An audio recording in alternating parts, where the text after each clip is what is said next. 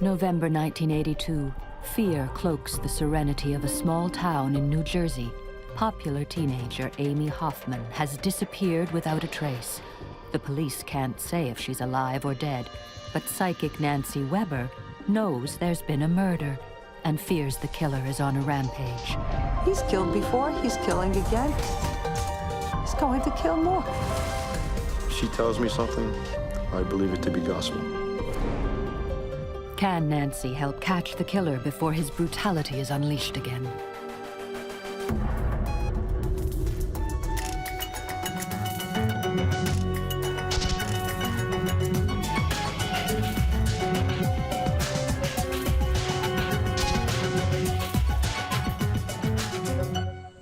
Three people out for a pleasant afternoon stroll, or so it seems. A closer look, and it becomes apparent this is not a recreational time filler.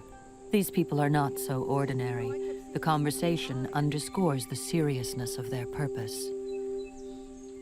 She's screaming for her life and begging mercy. Right when she was first found, there was no evidence that would indicate a... Bill Hughes is a police officer, Nancy Weber is a professional psychic, and Jimmy Moore is retired. He was detective captain at the Parsippany Police Department. More than 20 years ago, the trio came together and stood in this secluded location. What happened here would change their lives forever. November 23rd, 1982. Amy Hoffman, an 18-year-old senior high school student, leaves her part-time job at a Morris County shopping mall. In the parking lot, she says goodnight to her friend. It's approximately 9:35 p.m. Two people see Amy as she walks across the back lot to where her car is parked. One, a fellow worker driving out of the parking lot. The other, her killer. Well, her vehicle was found in the parking lot, not too far away from the store that she worked in.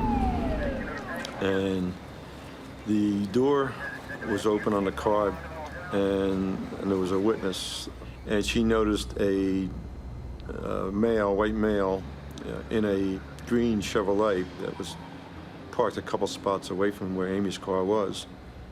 And he was just sitting there in the car at that time. It's Thanksgiving, 2 days since Amy Hoffman was last seen alive. Morris County, New Jersey comprises several small townships. Police departments from across the region become involved in the search for Amy. It had a major impact on the community. Women were hesitant about going out on their own, especially at night. 20 miles away in Mount Olive, Nancy Weber, who runs her own psychic practice, gets a phone call from a woman. She said, my daughter has a best friend who works at the Morris County Mall. And she's missing. She didn't come home.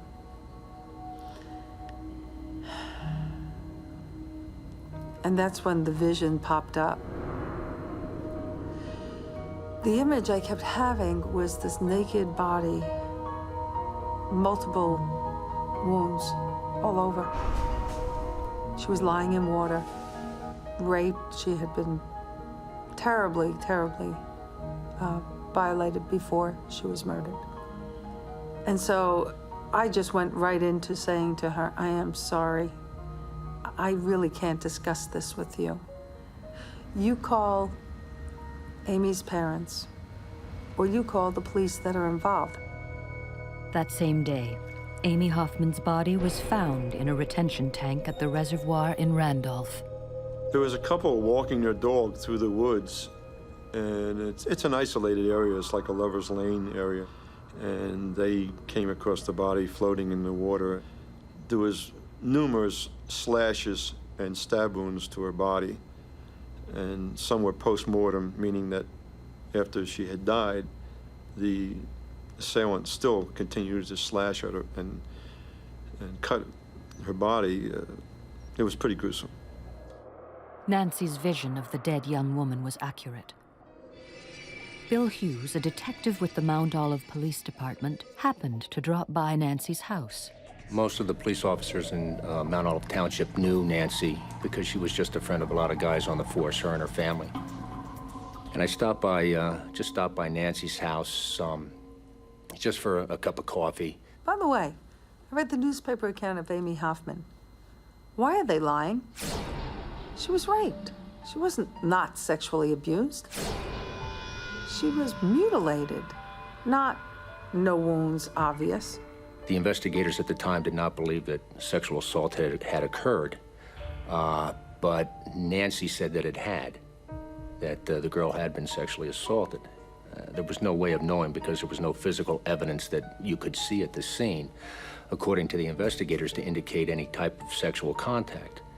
What we found out later on was, yes, she indeed had been sexually assaulted by the suspect, and that was the result of forensics taken by the medical examiner's office.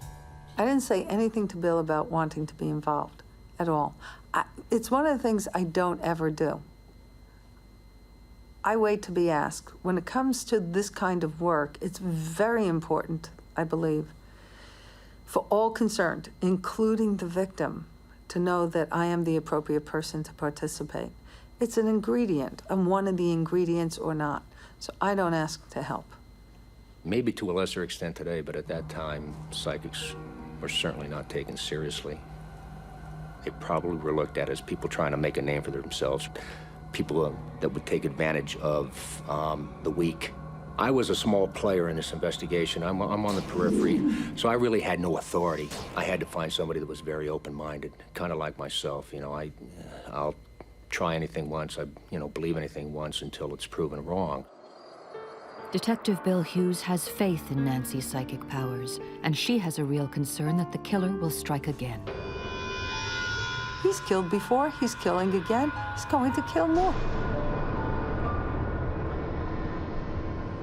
November 1982, Morris County, New Jersey.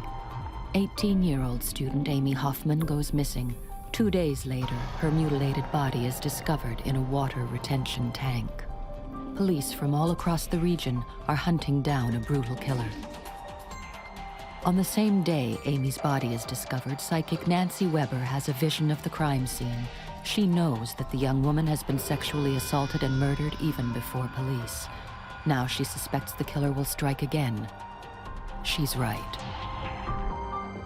The second victim was a girl named Dedra O'Brien, who worked in a local restaurant and was heading home early in the morning. It was after midnight.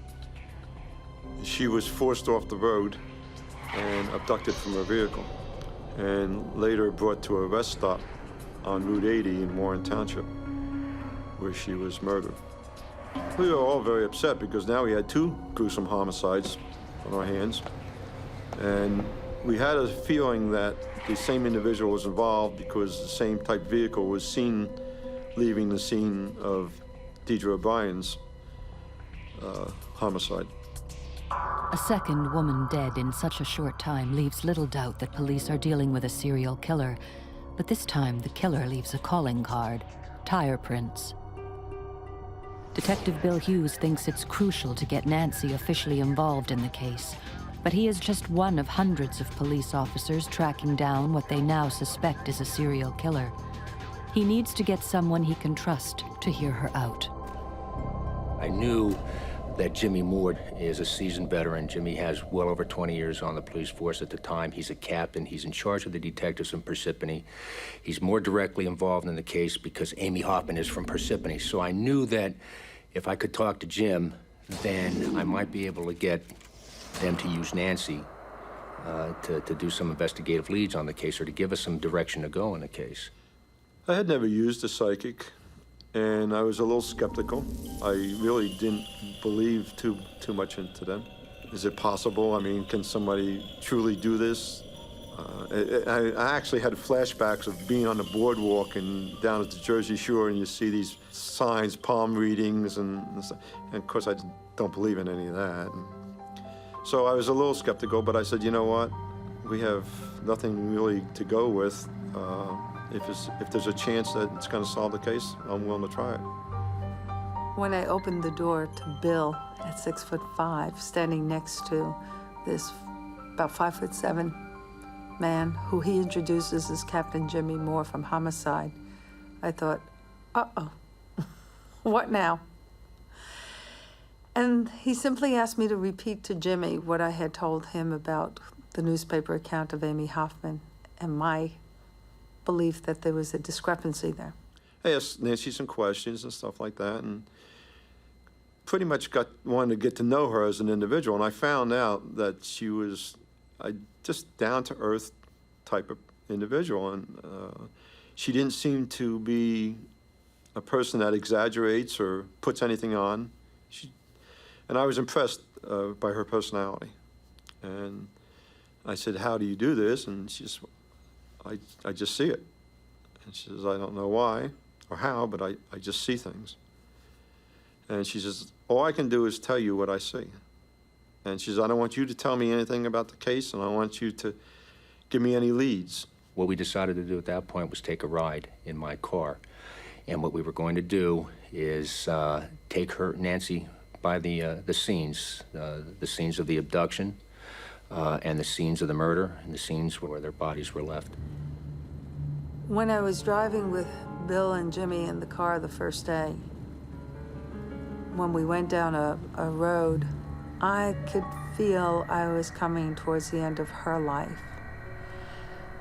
It was as if the energy of the road itself got darker and darker.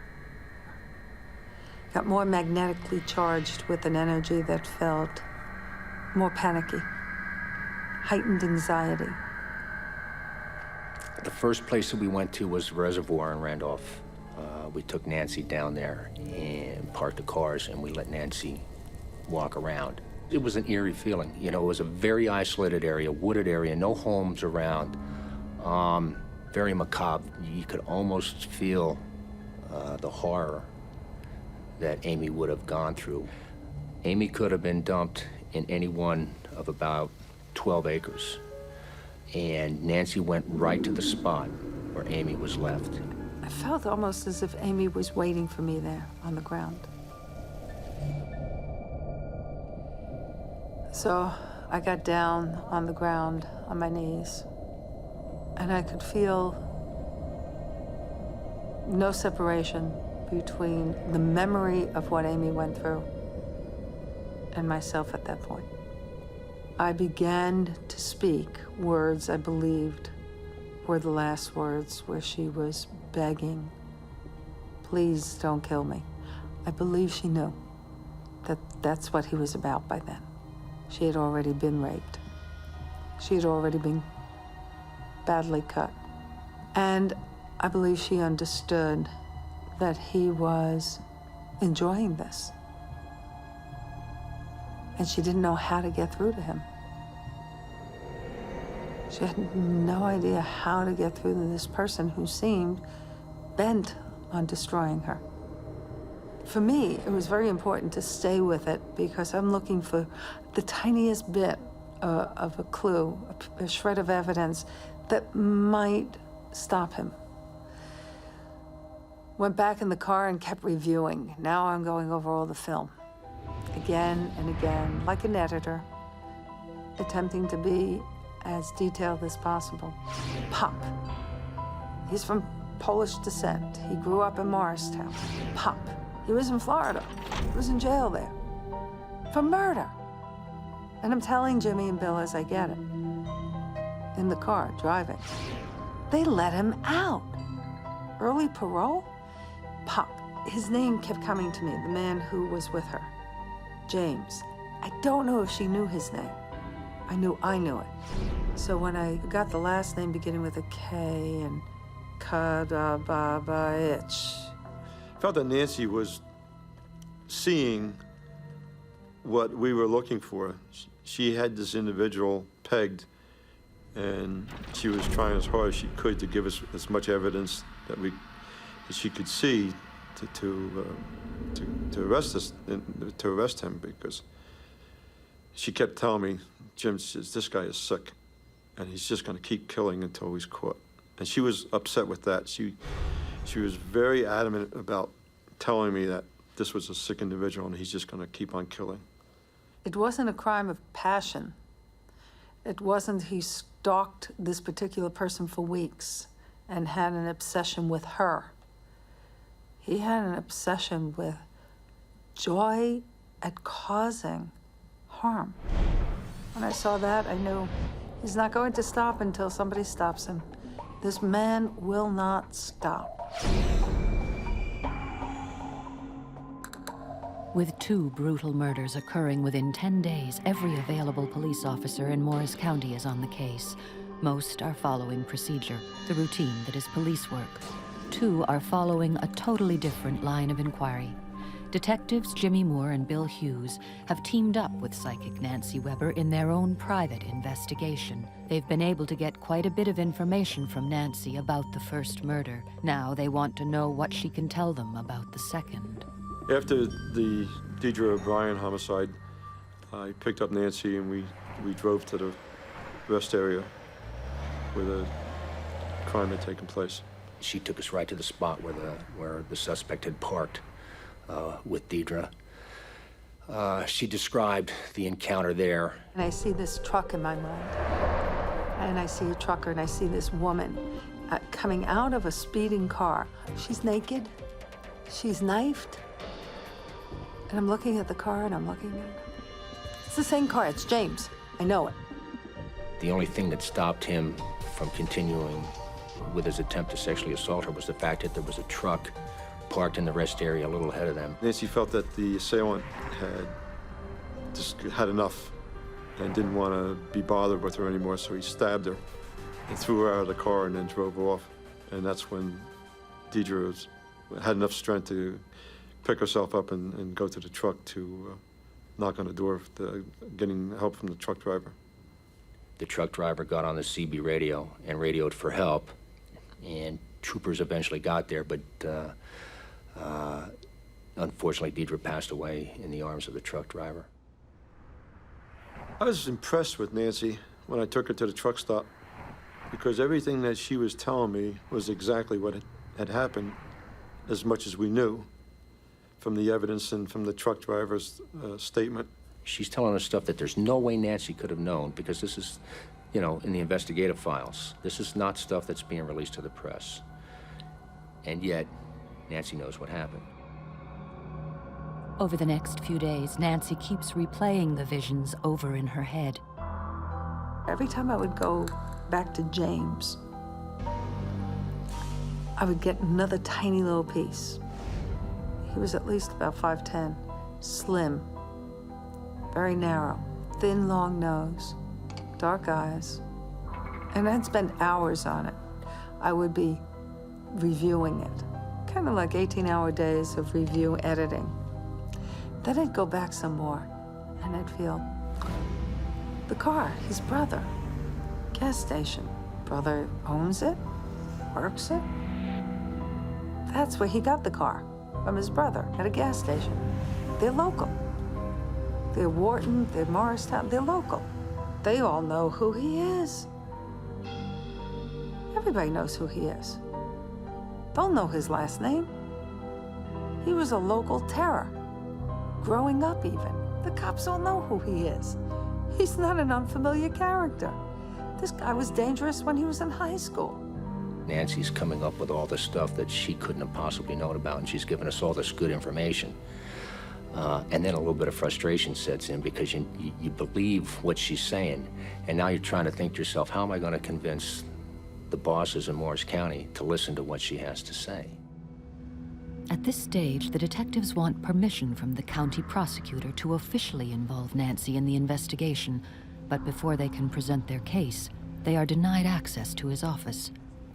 The prosecutor is not interested. As Nancy and I started to walk through the door, a detective from the prosecutor's office stopped me, and who knew me personally. And he said, "Jim, what's she doing here?" I said, "Well, she's been with us and giving us information on the case." And he said, "Well, the prosecutor doesn't want her here. He doesn't want to get involved with her." I was upset with the prosecutor for not even hearing us out. I felt that he should have at least listened to what we had to say. And it bothered me. To this day, it bothers me why he did that. The headlines were all over not only our state, but the nation and on all the news, that we had a serial killer. Nobody knew who it was. They couldn't figure it out. Nancy is also upset and frustrated. she decides to appeal to a higher authority. She calls some students who she trusts, and they form a psychic circle. Together, they use psychic prayer to try and stop the killer in his tracks. Went through everything. And when I was finished, I told them, join hands with me. So we went to the light, went to the Godhead, went to the apex, and through that, asked that if it was in the spiritual path of all concerned, to bring back to James K. Itch the pain he has given and the suffering he has caused. Let him feel it now.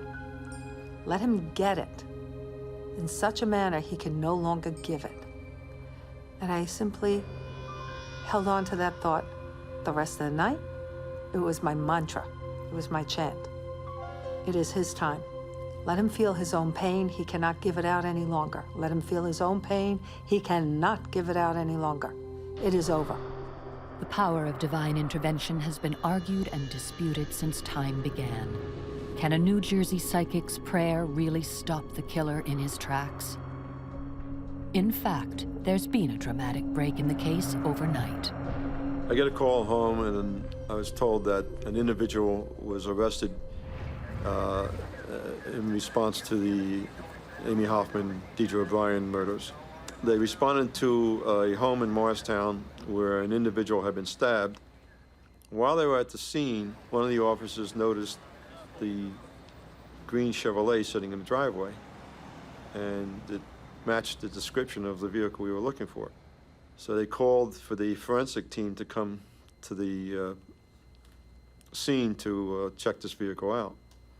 As it turned out, they found the tire on the car matched the imprint that was found at Dedra O'Brien's abduction. And subsequently, the individual was arrested and charged with the 2 homicides. When I found out who the individual was and his background, I couldn't believe how accurate Nancy's information was that she had given us. So we have our guy under arrest, James Kodatich, and what we find out about James is very interesting. A lot of the stuff that Nancy had told us was right on the money. James Kodatich had a brother who was a mechanic, had lived pretty much his entire life in Morris County. James had moved to Florida, had been in prison in Florida, and that he'd murdered while he was in prison in Florida, stuff that Nancy had come up with. His last name was Kodatich, the K and the ITCH that Nancy had come up with. Early in the morning, I get a call from Jimmy. And he goes, hey, Nancy, what did you do?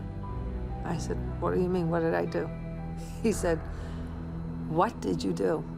I said, I had class last night. And I told them about it. And we said a prayer to finish it. Make this man have all the pain he gave to women. He said, well, James Kodatich. And as he said the words and the name, it was like, boom, boom, boom, lights go on. I went, that's him. All the information that she saw, that she gave us, was exactly the truth. I think that a lot of people have to see for themselves.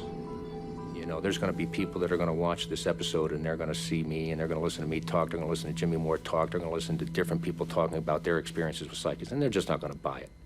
And so be it. But if you're a police officer and you don't buy it, then you probably shouldn't be in the investigative side of anything. I says, because like I said before, you've got to keep an open mind. You've got to be willing to try anything. If you try it and you don't like it and it doesn't work out for you, so be it. Then don't try it again if you don't want to, but at least try it once. But there is still a mystery surrounding the event of James Kodatich's arrest. Police arrived at his house after he called them complaining he'd been stabbed.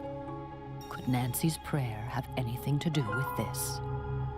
He claimed that a dark-haired woman ran him off the road and knifed him in the back. And at the time, my hair wasn't gray, and it was longish. And I thought, I wonder if he'd recognize me if he met me. I'd love it. I'd love him to know that, you know, you stand there with all the victims. And that victims have power, you fool. How could you do this? It's up to you to decide whether she had anything to do with it or not. On October 29, 1984, James Kodadich became the first man sentenced to die under New Jersey's revised capital punishment statute. The sentence was later commuted to life imprisonment. After his arrest, it was determined that Kodadich had actually stabbed himself. He never explained why, although the self-inflicted wounds were not life-threatening, and apparently he never again spoke of the long-haired woman he claimed had attacked him. But perhaps he sees her now and then.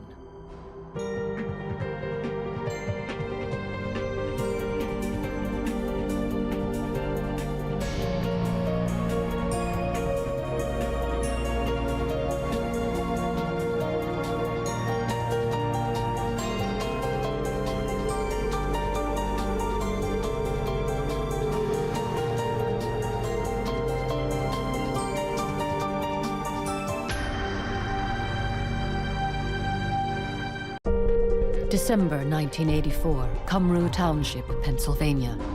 The body of a strangled woman is dumped in a ravine. For 20 years, the case of Jane Doe lies dormant until a cop and a psychic join forces. I started to see lines of light across a map, and I saw the Brooklyn Bridge. Can a psychic's map locate a killer and solve a 20-year-old murder?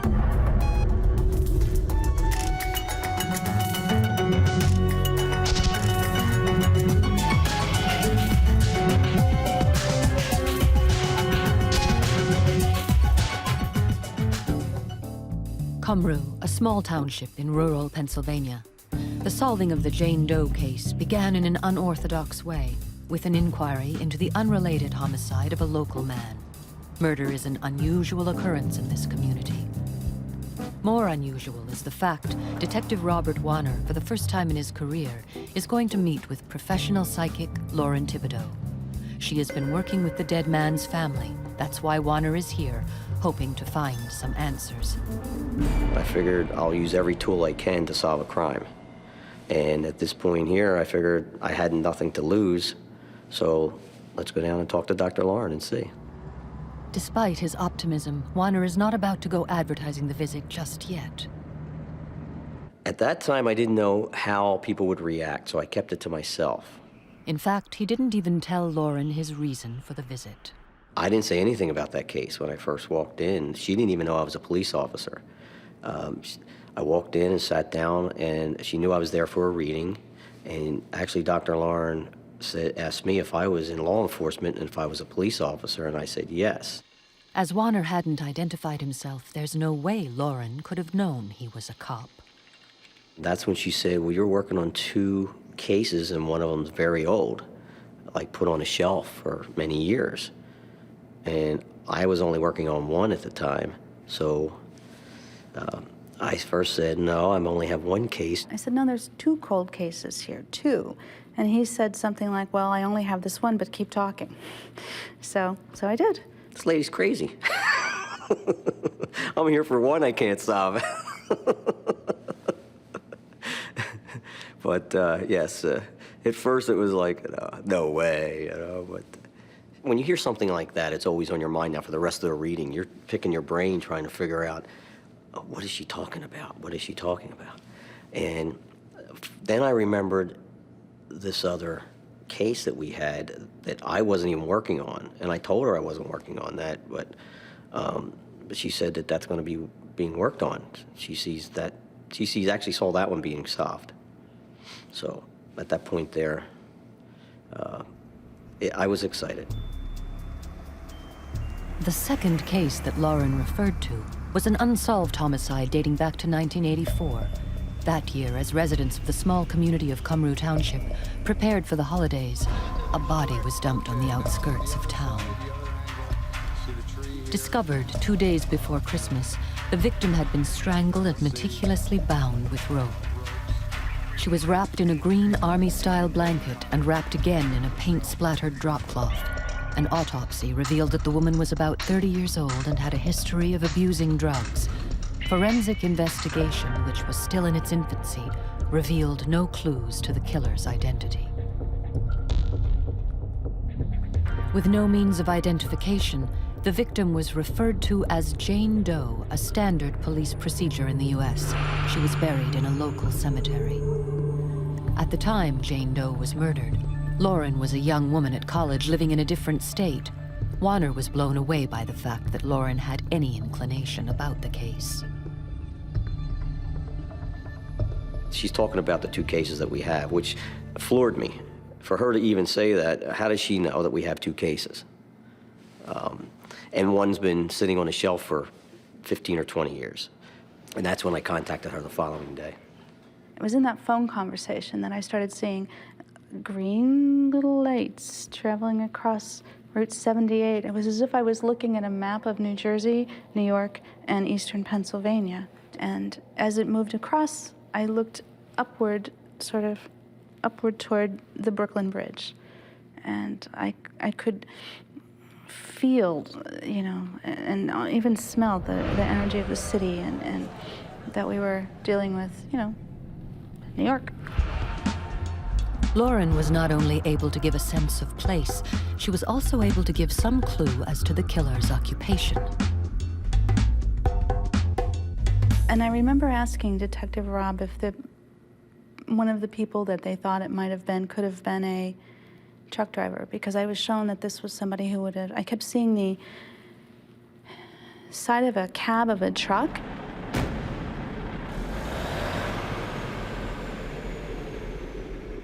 So at this point here, I thanked her and left to go at that. I still did not have the case. A few months later, my sergeant had pulled the case out and put it over on my desk and told me, you know, since you're going to be here a while, you might as well start working on this and see what you can do with it. 2 months after Lauren predicted it, Warner was assigned the Jane Doe case. The other case, the murder he went to see Lauren about in the first place, remained unsolved. But for now, Warner focused on the unidentified woman's case. Lauren had also envisioned a truck driver, and sure enough, one of the prime suspects in the original investigation was indeed a truck driver. Back in '84, there was a truck driver that was going around picking up young ladies with reddish-brown hair, strangling them, and dumping them out of his truck. After they were able to capture the truck driver, he admitted to all the ones that he did. He said he was not in Pennsylvania. There was no way of proving he was in Pennsylvania, so we knew it wasn't him. The actual ligatures were tied differently. At that time, there was no connection. Did Lauren get it wrong? Was her vision of the truck driver the man who had already been cleared in the case? Or was she right? Was the woman's murderer simply a different truck driver? And the big question, where was the killer right now? Cold cases are notoriously problematic. Memories fade, evidence becomes contaminated, witnesses die.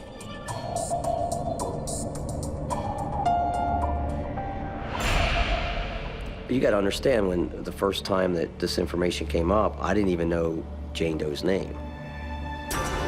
Without the victim's name, there was virtually no chance of ever nailing the killer. But there was one positive to working a 20-year-old crime. Forensics technology had come a long way in the last decade. When Detective Robert Warner started investigating a local murder in Cumru Township, Pennsylvania, he never expected to be hurled back 20 years to an unsolved homicide. Professional psychic Lauren Thibodeau predicted that Warner would be working on an old, unsolved case. Now he was. The case of Jane Doe, a woman who had been strangled, tied up in a blanket, and dumped over an embankment. Basically what it was it got it fired up in me. And I think my sergeant, when I came back and told him after the reading I had the first time with Lauren about the 2 cases and so forth, I think it kind of all just went together. Lauren's vision of the Brooklyn Bridge clearly indicated a New York connection to the case. There was also the map highlighting Route 78, and she sensed that the murderer was a truck driver. As to how psychics see visions, they're all different. Many people see it visually, others perceive it in a telepathic, auditory way. Others get a real gut sense, they literally have a gut clench. Many people have what I call sort of a field feeling, like from the skin out. they have, you know, the tingles or something. So there are at least 4 different ways people perceive it.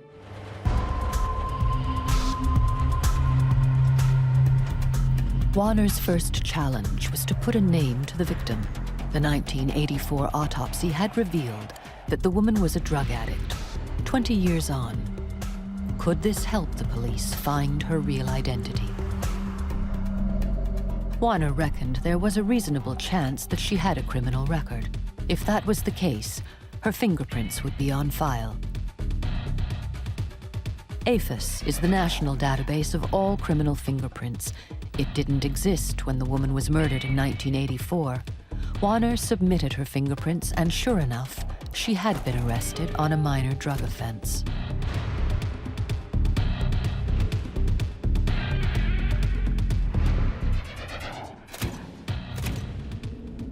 Match gave me Margaret Calciano and Margaret Gravasi. Gravasi was Margie's married name. She was married for about a year in the 70s. So with those 2 names at that point, I have a computer system where I can go in and I can type in the names in the certain states. And I typed in Brooklyn, New York, and typed in her married name, and I didn't come up with anything. I come up with a few Gravasis. I tried calling, and no one knew Margie at that point. So then I took her maiden name, which was Calciano, entered that in to my system, and came up with probably 250 names in Brooklyn. And the first name I called was her mother. He says, do you have a daughter named Margaret? I says, yes. I said, who's calling? And he says, I'm a detective from Pennsylvania. And he said, I hate to tell you this, Miss Calciano, but we found your daughter in 1984. And I says, okay. I says, what do you mean found her? He says, well, she was murdered. For 20 long years, Joan Calciano lived the fear and dread only a mother can comprehend. The sheer horror of never knowing if her daughter was alive or dead. Now, finally, the wait was over. It was a relief because at least I knew, you know, I knew in my heart she wasn't alive, but I didn't know where she was. You know, and a lot of things go through a mother's mind, you know, and I just thank God she was cut up and never been found, or buried and never been found, and, you know, just so many things went through my mind. But I miss her, you know. She was such a beautiful girl. She could have had anything in life. Yeah, but that was it. Here's a woman who lost her daughter 20 years ago, and she said the last time she saw her was December 19th, 1984, and she got into an argument with her, slapped her on the face, and she ran out the door, and that was the last she saw her. And it haunted her ever since that was the way her and her daughter split.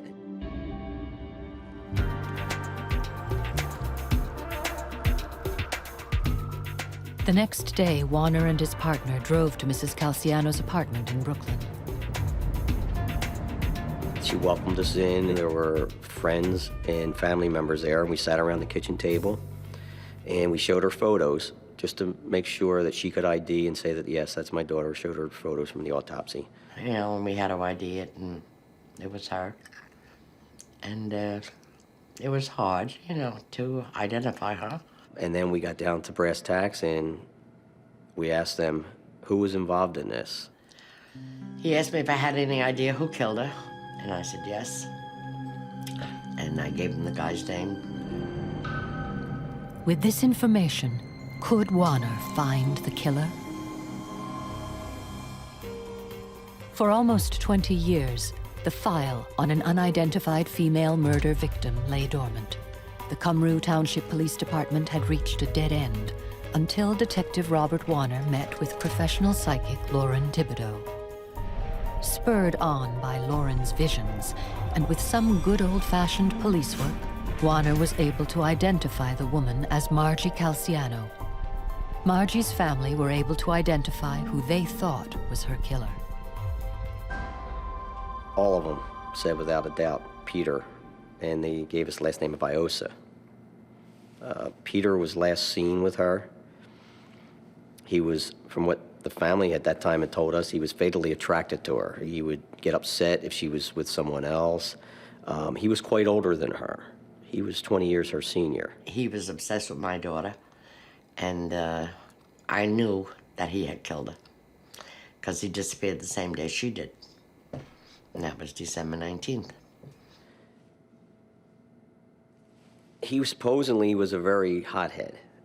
He would snap, and he slapped her around before. She was doing coke, and he was giving her money to buy it. And when she needed money, you know, he gave it to her. And he swore nobody would ever have her, you know, and he made sure of that. Yeah. So we kind of had a good feeling that he was a good suspect. When we left, we just didn't know how to find him. We returned back to our station the following day, and I started working on it, and I couldn't find the last name of Peter Iosa anywhere in New York. I couldn't find it anywhere in the United States. According to the Census Bureau, there are 555,864 Peters living in the United States. All Warner has to do is find the right one. And all he has to go on are Lauren's visions. A truck, the map with the beam of light, and the Brooklyn Bridge. Warner calls Lauren. I remember talking to him by telephone not long after about this situation and getting that very visual movie feeling. As he was describing things that he knew about this case, I began to see imagery of a truck driver. Not a big guy, this one. I didn't get a sense of big hulking. You know, on the slender side, definitely a smoker. And I remember seeing the white door of a truck opening, and as if I was looking over the shoulder of the driver stepping out. A thickly quilted sort of plaid, like a thick flannel shirt that you might wear instead of a coat in wintertime. Definitely felt like winter to me. It was very clear that we were at a crisp, cool, almost like could smell lake water near it. And we were at a truck stop somewhere near water. And I guess in this case it would have been the Great Lakes. That region would be on the way. It's almost like a psychic profile of him. I do feel he's a repeat killer. Certainly a lot of sexual violence, you know, rape, assault, that sort of thing. The revelation that this might be the work of a serial killer, as opposed to a one-off crime of passion, upped the ante for Warner. He was now in a race against time. We have to get him. We need to get him off the street. If he's killed once and he's going to do it again, and how many has he done in between? It's like any law enforcement officer, anyone actually, that, you know, you want to get this guy off the road, off the streets. He's a danger. There's not a female around that's safe as long as he's out there. In an attempt to get Pete's last name, Warner phoned Joe Drezick, an ex-boyfriend of Margie. And he said that he didn't know the name, but he knew that Pete had filed a complaint against him one time, and that the police may have it on record if they'll find it from way back then. So at that time, I contacted New York PD, gave them the information that I had, and they were able to come up with a report and fax it to me in a couple of days, and it came back with Peter Williams. Warner used Williams' social security number to track the fugitive. He discovered Williams was drawing welfare checks in Milwaukee, and he had been a truck driver, just as Lauren had predicted. One of his main routes had been Brooklyn to Wisconsin, which would have taken him past the Great Lakes. Once again, Lauren's visions proved to be uncannily accurate. With Lauren's help, Warner has gotten this far. He has a name, Peter Williams, and a face. But has he got the hard evidence needed to convict the man he believes murdered Margie Calciano? At any given time, there's well over 20,000 women missing in the U.S. Margie Calciano was just another statistic. And for 20 years, she didn't even have a name. Were it not for the collaboration of Detective Robert Warner and professional psychic Lauren Thibodeau, the chances are Margie would have faded into history as an unidentified victim. The combination of psychic intervention and solid conventional police work produced a prime suspect, Peter Williams.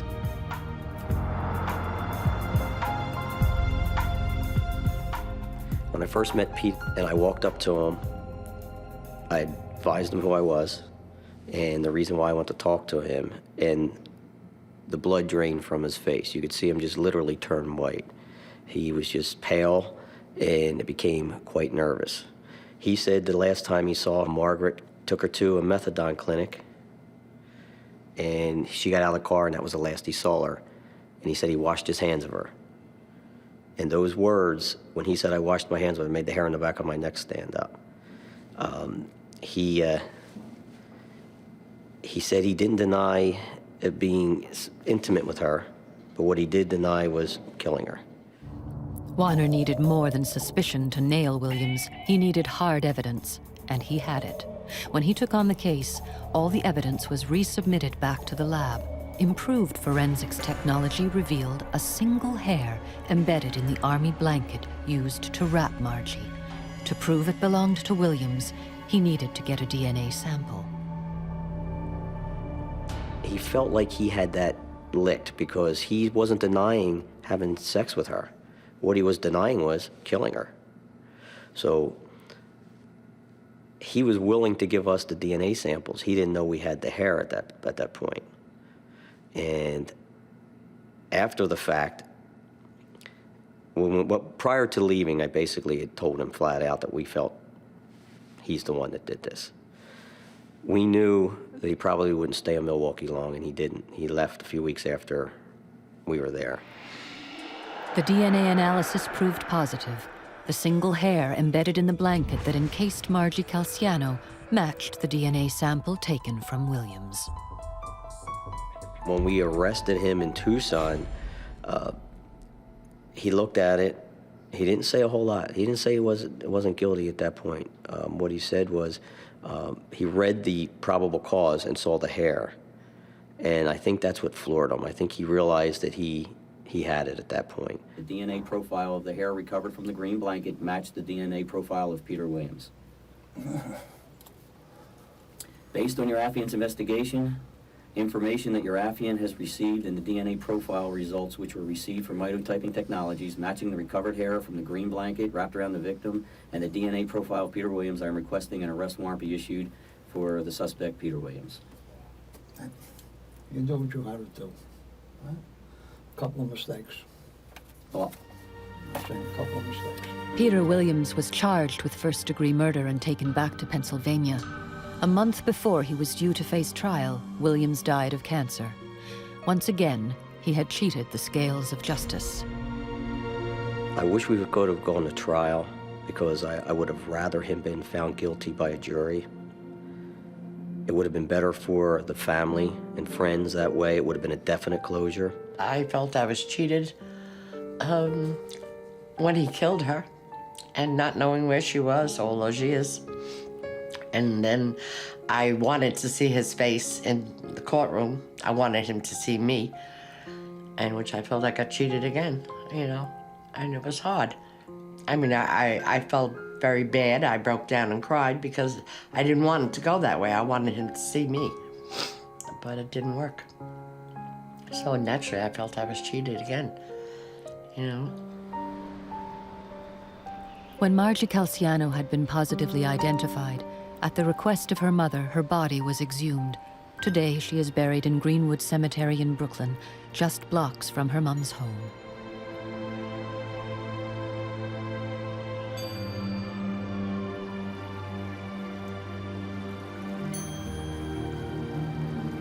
And it was funny because when we were up in Brooklyn, we're sitting, and I'm looking at the Brooklyn Bridge, and that's when it dawned on me, and I started thinking about all the things that Dr. Lauren told me that fit.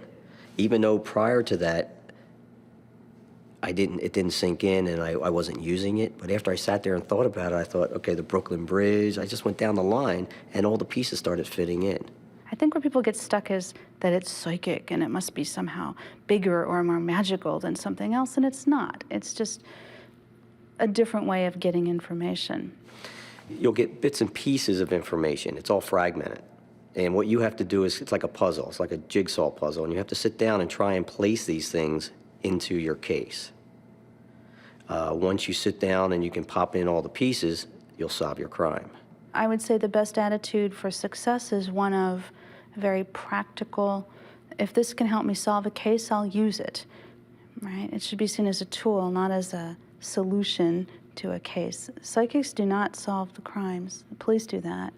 Where we have help, I think, is sorting out the wheat from the chaff.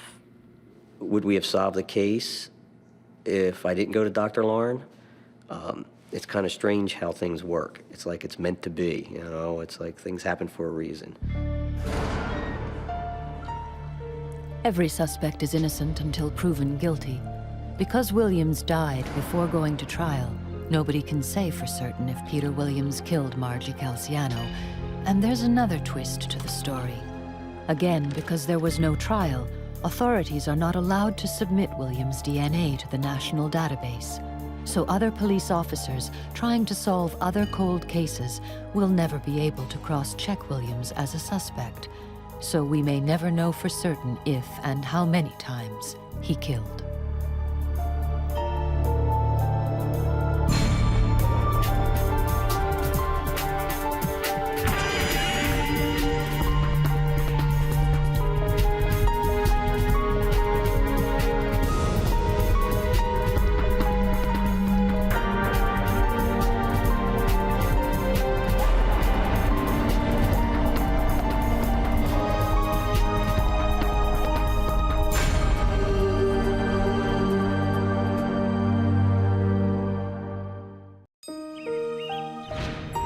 School's out, and 14-year-old Rachel Domasis is running late. She misses her bus and starts the 3-mile walk home. She never makes it. Although there's no evidence of foul play, the pressure is on Detective Gary Miko to find the girl quickly. Didn't have a crime. We didn't have a victim. We didn't have evidence of anything. But psychic Nancy Weber claims to see a crime unfolding. I know he's the killer. Can the rookie cop and the seasoned psychic team up to find the missing girl?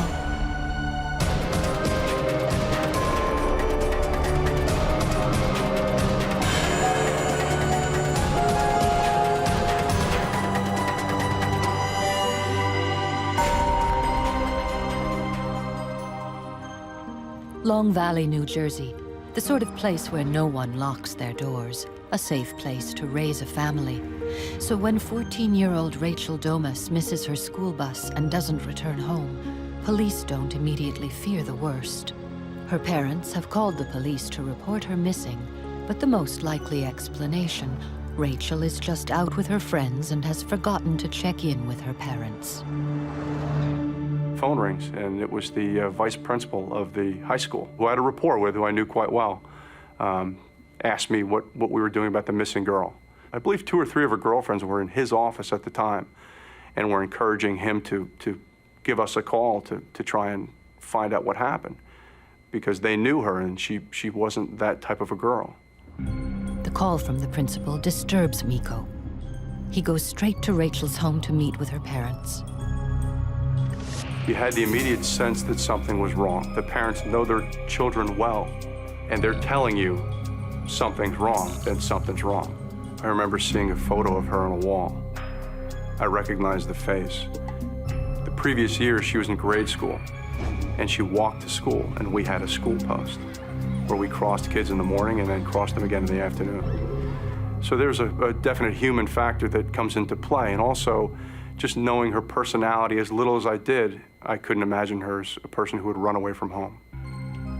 Walked into her bedroom, looked for any kind of luggage missing, clothing missing, a note, any sign of her running away. And everything was intact. The only thing missing were the clothes that she wore to school that day and her books. Across town, psychic Nancy Weber's phone rings. It's a friend of the missing girl's family, and the woman is frantic. Oh my God. This girl, Rachel, who lives down the block from us, hasn't come home from school. She's missing. And I'm listening to this voice. And as I listen to the voice, images start flashing before me. I hear the scuffling, and I know it's leaves, and I know the smell of it is woods. I hear his voice. I see his eye wandering. I don't see his whole face. The smell of him, it's a smell of autos and gasoline, and everything moves very quickly, like rushing torrents of film, and that's why I have to go back over it and slow it down. Nancy envisions a young woman, but she's not sure if it's the missing teenager. And what can I do to confirm the image I have? Because I had an image of a girl, a photo. So I said to her, listen, do you have a photo of her? I can get her yearbook. Okay, so I'll put the woman to work, and I'll be able to see if the photo matches what I see in my mind. Meanwhile, Detective Miko is totally unaware of Nancy's visions. All he knows is a girl has gone missing, and yet somebody, somewhere, must have seen her. What I needed to do is try and find someone that saw her. If she missed the bus and she was walking, let's try and track down some witnesses that saw this person, our missing person, walking from the high school, that few-mile walk to her home. And that was my goal. Rachel's route home would have taken her past a busy service station. Miko heads straight there. Most people aren't home during the week, during the day. So let's start with someone that you know is up and down the street on a pretty consistent basis. And what I came up with was the owner of the station and several employees telling me they saw a vehicle, a green Volvo, parked up a hill off of Fairview Avenue, just off the roadway into the woods just slightly. And it was there for several hours during the course of the day. They recognized the vehicle as belonging to a former employee of the gas station, Michael Manfredonia. And he actually walked into the station that day, claiming his car broke down and needed some help. Maybe he saw her, maybe he drove past her. Maybe he was a witness. That was my hope, that he saw her. I found out that he lived in Chester Township, the next town over. And I rang up the detective there to get a little background on Michael. And he called me back and said that he was arrested for, I believe, receiving stolen property. I asked for Michael's address and wanted to stop by and visit him. He supplied that information. I hung up the phone. I was getting ready to go, and the detective called back from Chester Township, telling me that Michael was in their headquarters at the moment, just walked in and was checking on the status of his community service. Miko is feeling lucky. He's got his first solid lead. He brings Manfredonia in for questioning. It's only been 3 hours since Miko was first assigned to the case. A gut instinct tells him that the man he's talking to might be somehow involved with the disappearance of Rachel Domas. He wrote an incredibly detailed statement, almost covering each minute that he was there. He tells me his vehicle breaks down. He's able to back it up a hill off the roadway, walk around for 2 or 3 hours, got back at his vehicle, started it, and drove home. How does that happen? How does that happen? And I asked if he had possibly saw this girl walking at any point in time, and he told me no, he didn't think so. I remember asking, are you sure with all that walking around that you did, you didn't see her anywhere? You didn't pass her? You didn't, when you were near your vehicle, when you were walking on Fairview Avenue? Because I understand she missed the bus, and you didn't pass by her? And the answer was no. Miko calls in another detective for help, George Duker. I was in a meeting, and he said, I need your help now. I need you right now. And he had some bad feelings about this missing person case, and I came to headquarters, he briefed me, and ultimately I had those same bad feelings. 20 miles away, Nancy Weber is about to have her worst suspicions confirmed by the friend of Rachel's family who had originally contacted her. There's a knock on my door. The woman comes in. She has a yearbook in her hand. She opens to the photo of Rachel. And I look at it, I instantly know it's confirmed that the images I have, for me, match it.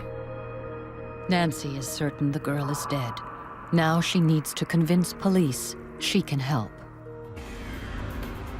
Every cop knows the first 48 hours in a missing persons case are critical.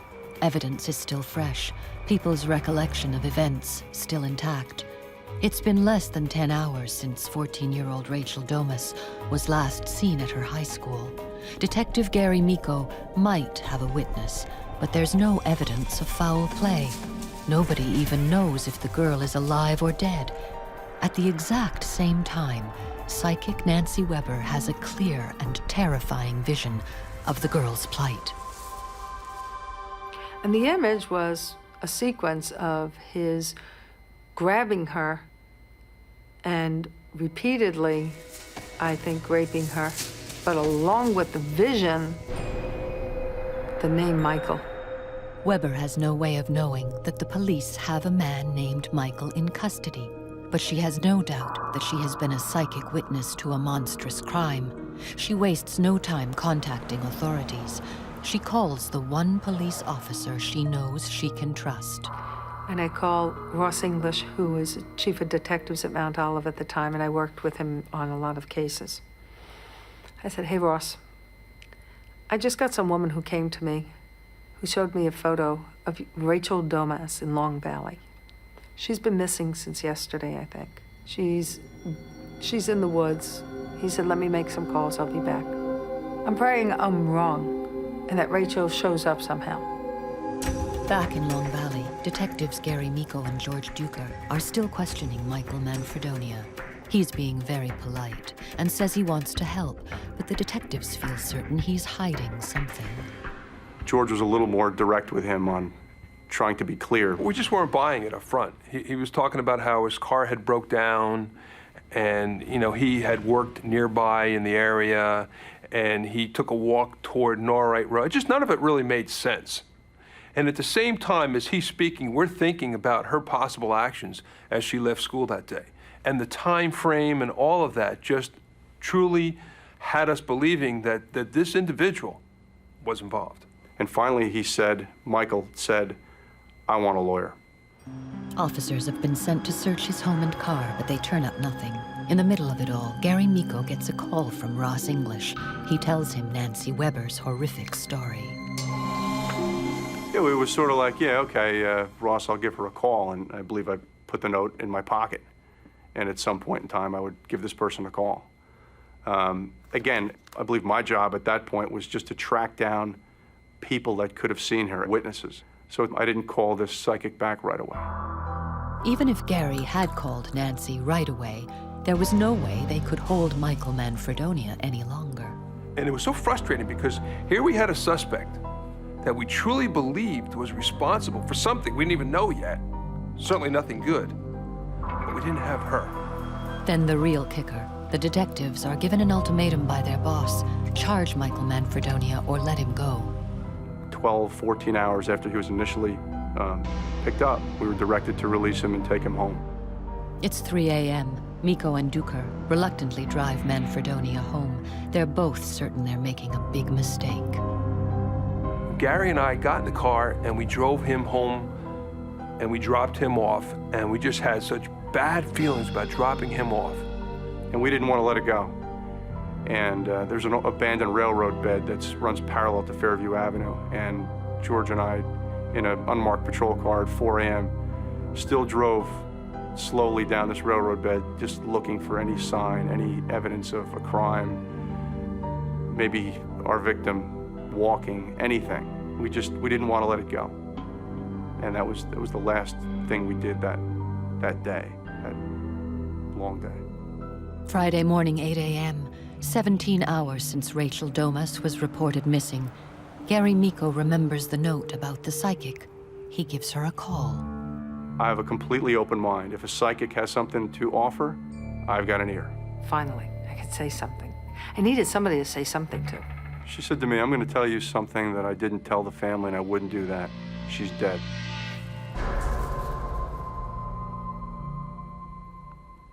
And boy named Michael did it. Miko is stunned. He and Duker had a man named Michael in for questioning for hours. If Nancy is right, he had almost certainly released the girl's killer the night before and given him a ride home.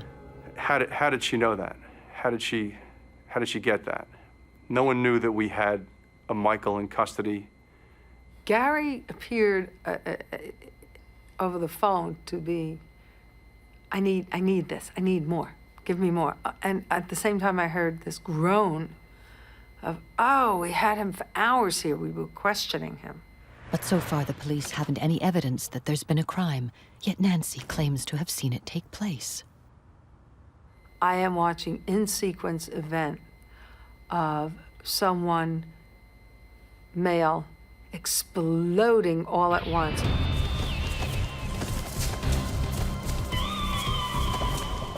I felt like this is somebody who had contained most of his rage to a degree and then just blew it all at once. At the same time that Miko is talking to Weber, George Duker is leading a team scouring the area where Michael's car was last seen. I got a radio transmission from one of the search teams telling me that they just found her pocketbook in the woods. I immediately raced from where I was to where they were and had entered into the woods. I get out of my police car. I'm running now in the woods toward the search team. They call me back again. We just found one of her shoes.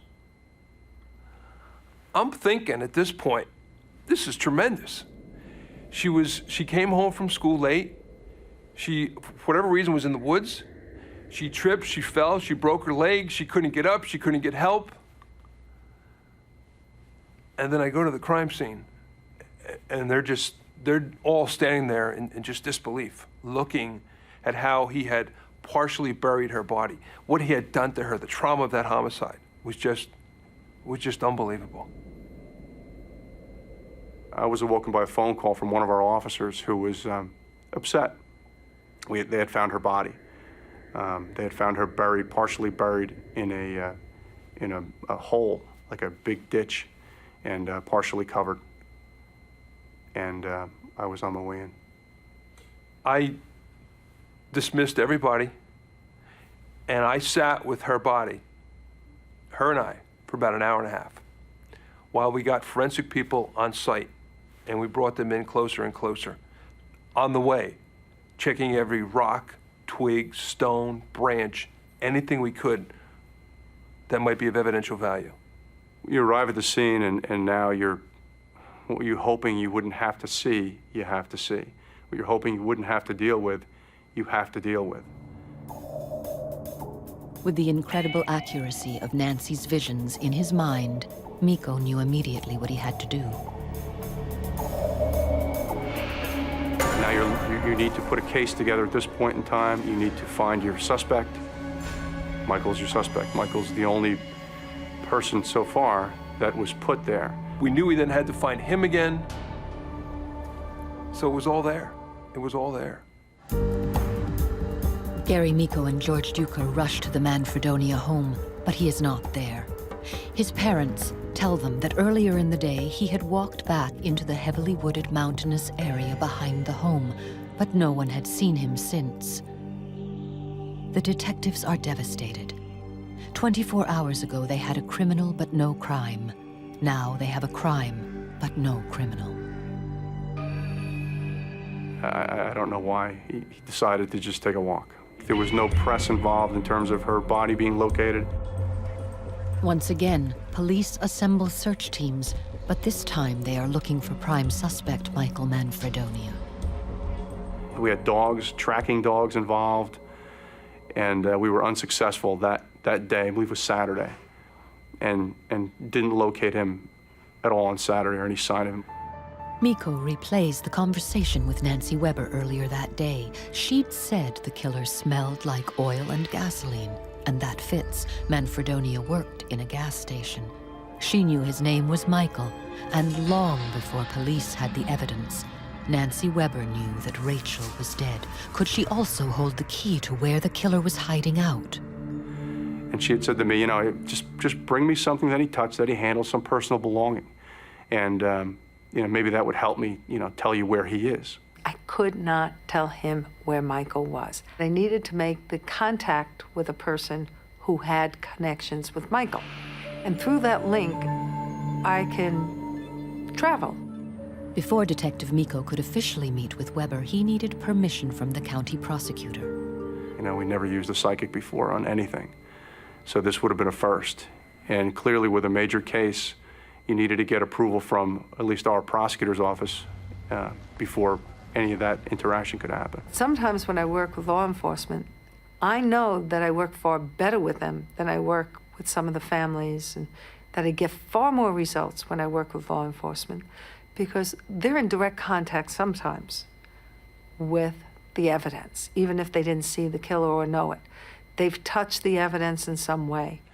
And the prosecutor wasn't getting a good feeling about this at all. He didn't like that type of attention drawn to the homicide case, thought that it would get too much media, too much hype. It wasn't the direction that he really wanted to go. Gary and I then talked privately, and Gary said, "What do you think?" And I just said, "Do what you got to do. How can it hurt? How can it hurt? She might have some information here that will absolutely, you know, turn this thing around." And he went off to see Nancy. Gary Miko decides to defy the prosecutor and set up a meeting with Nancy. The discovery of Rachel Doma's body has turned the case of the missing girl into a full-scale homicide investigation. Prime suspect Michael Manfredonia has disappeared. Going against a direct order from the county prosecutor, Detective Gary Miko arranges a meeting with psychic Nancy Weber. He thinks she might hold the key to finding the murderer. But as he travels to meet her, doubts begin to creep in. Was there something that she knew about this crime? Was she involved? Who knows? I didn't know. I mean, again, because of those reasons as well, it was worth meeting with her to see what she had. And I'm driving there and I'm thinking, okay, so you're meeting somebody, you don't even know if it's Gary Miko. You've never met him before. You don't know if it's really a cop or some nut on the phone who called you. What are you doing? You're doing it anyhow, you know that. And so I have this nice discussion as I'm driving there, and I pull up alongside him, and I have a handbag, and I get in his car, and as I get in, I see the inside of the car is a cop car. He's real. And he immediately, "Can I see your handbag?" I'm thinking, okay, sure. What does he think I have, a gun? And I'm thinking maybe a weapon. Let's make sure I'm not being tape recorded. Let's just get all this out of the way. So, you know, this person who might be a publicity seeker or some sort of a problem individual, I just want to make sure that, you know, there's some safety zone here where I'm comfortable and she's comfortable. He hands me this wire, kind of noose-like wire. And I'm saying, it's Michael. This was his. He's used it. He wants to use it on him. He couldn't. Suicidal.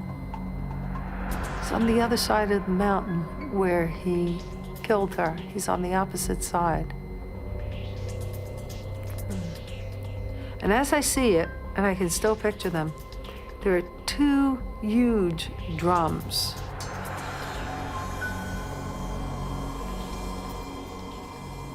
Normally, I can't tell you, but I knew 55-gallon drums, big drums. She said, you know, he can see you. He's up on a hill. She paused. He's groggy.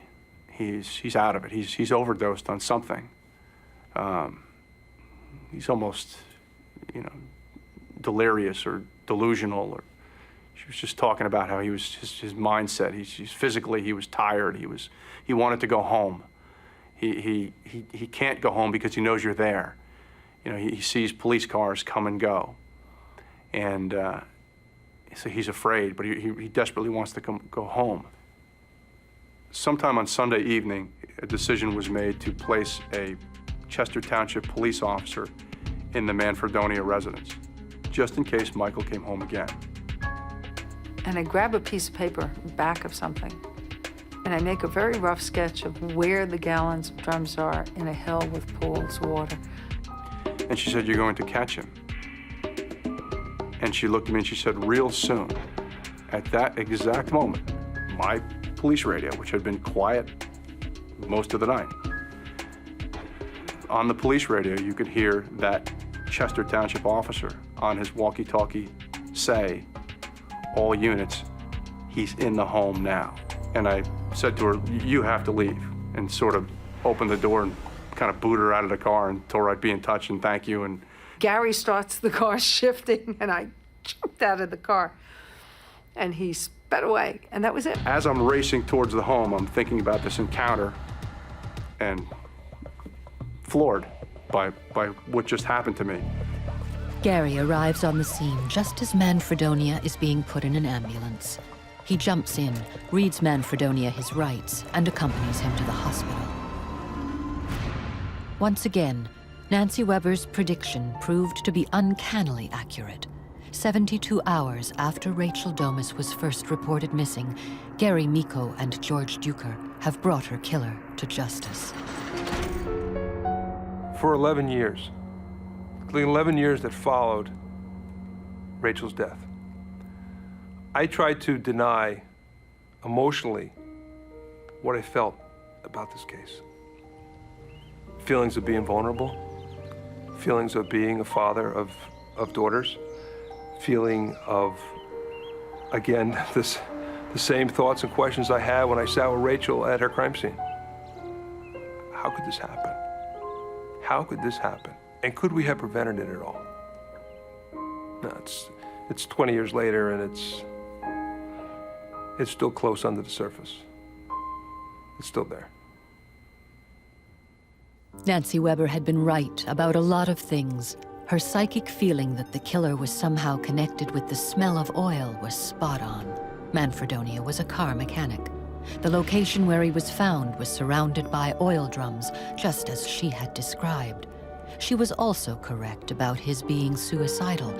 Manfredonia told police that he wanted to take his own life, and he was high on an overdose of cold medicine when arrested.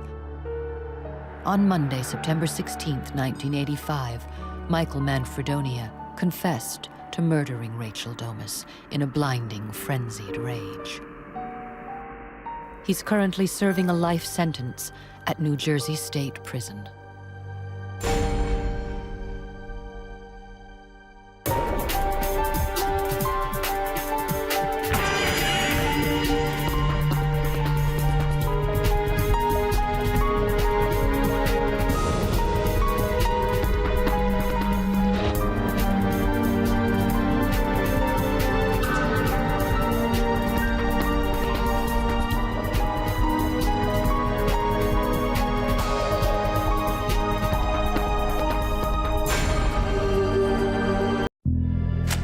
A young mother disappears without a trace in Lake Oswego, Oregon.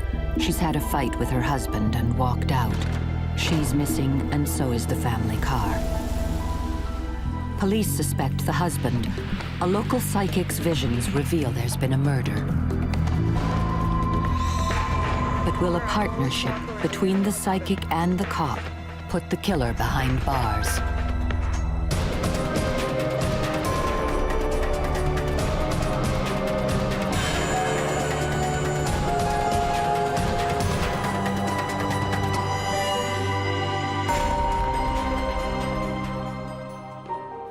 March 31st, 1986.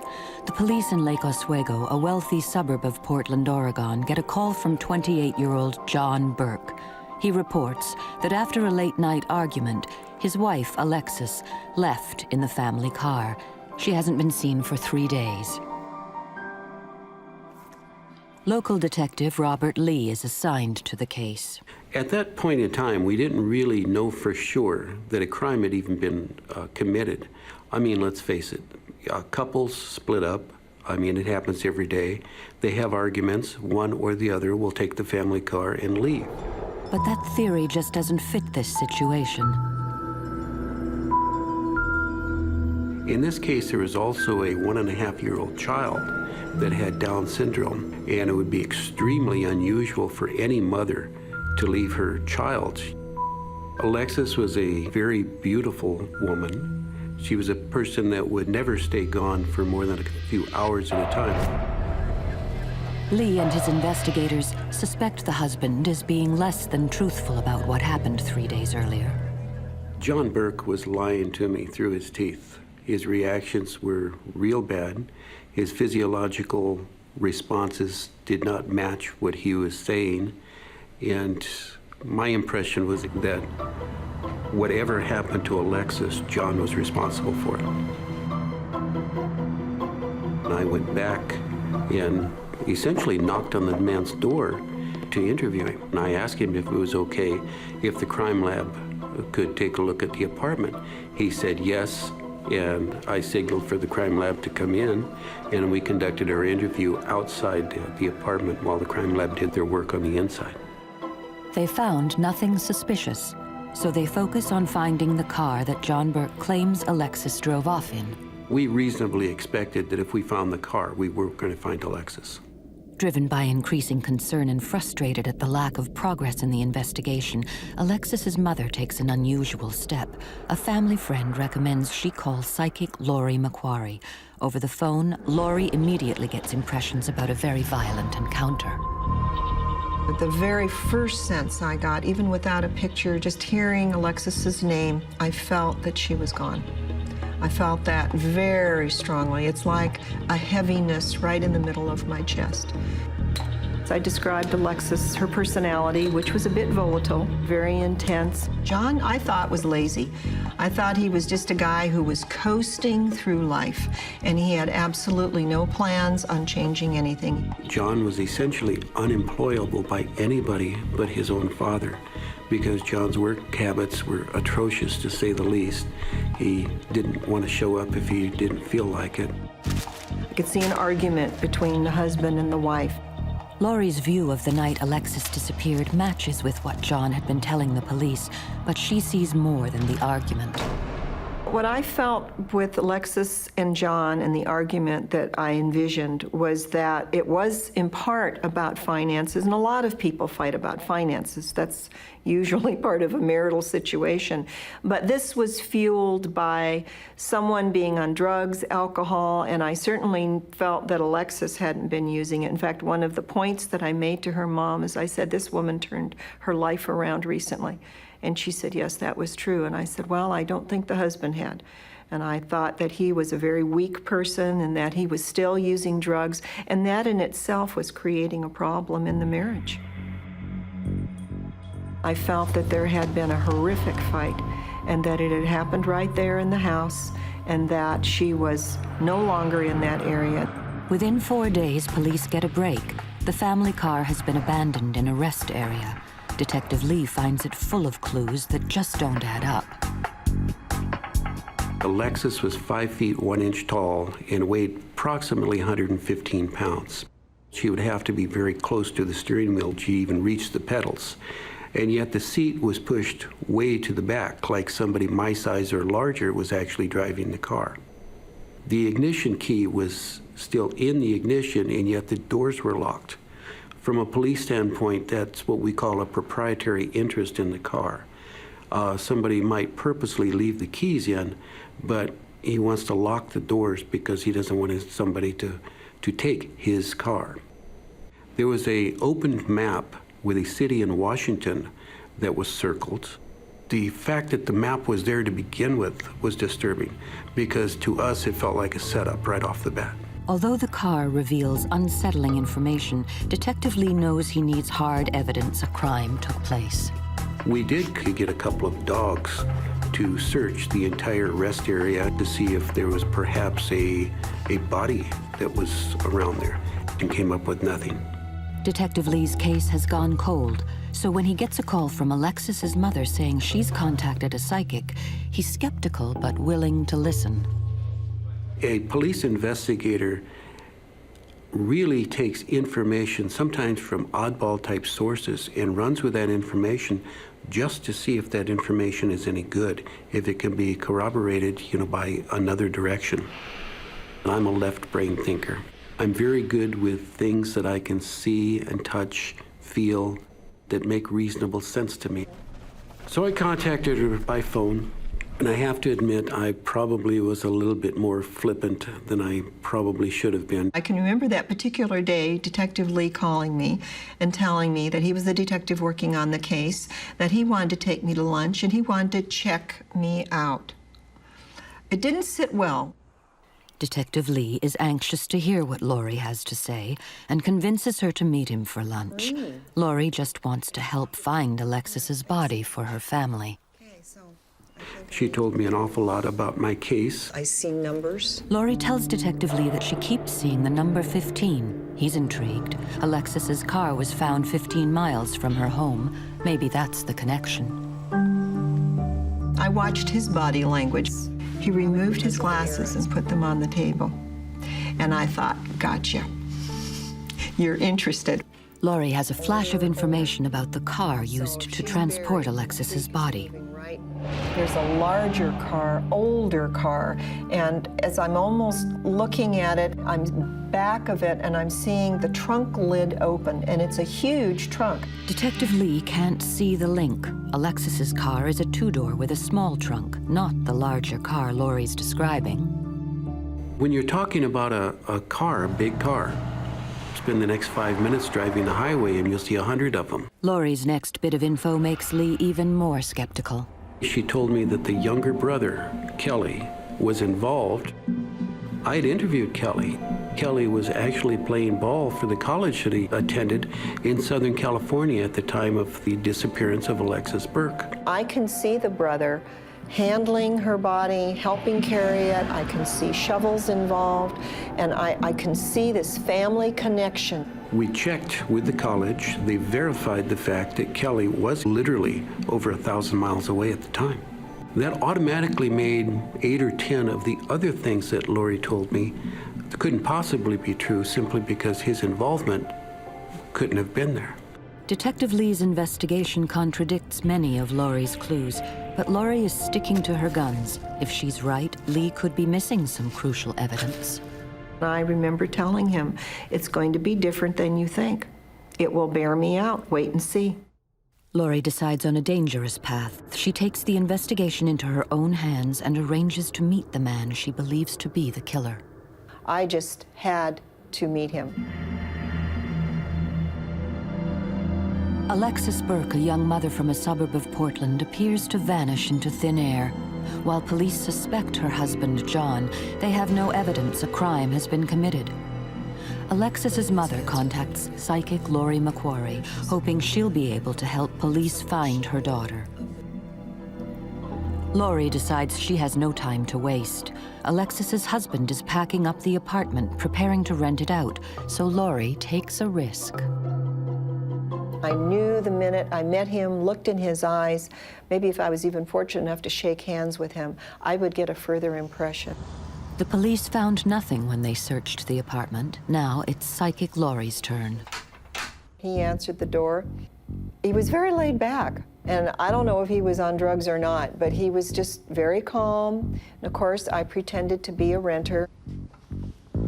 As I went through that apartment, of course, I think not just as a psychic, but I think just as another human being, I thought, where is the wife's picture? Is there nothing here?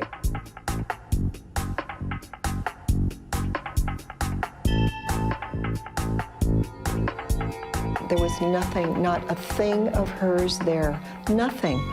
And she had only been missing a couple of months, nothing. Laurie's observations are chilling. And I thought, how cold. You've already buried her, not only literally, but symbolically. She's gone from your life. When I turned to leave and thanked him, I shook his hands. And when I held his hand, I can just feel these around her neck. I know that's how he murdered her. My reaction when Laurie told me that she'd gone to the apartment and met John was one of utter disbelief. Here was a person that even she thought was a murderer.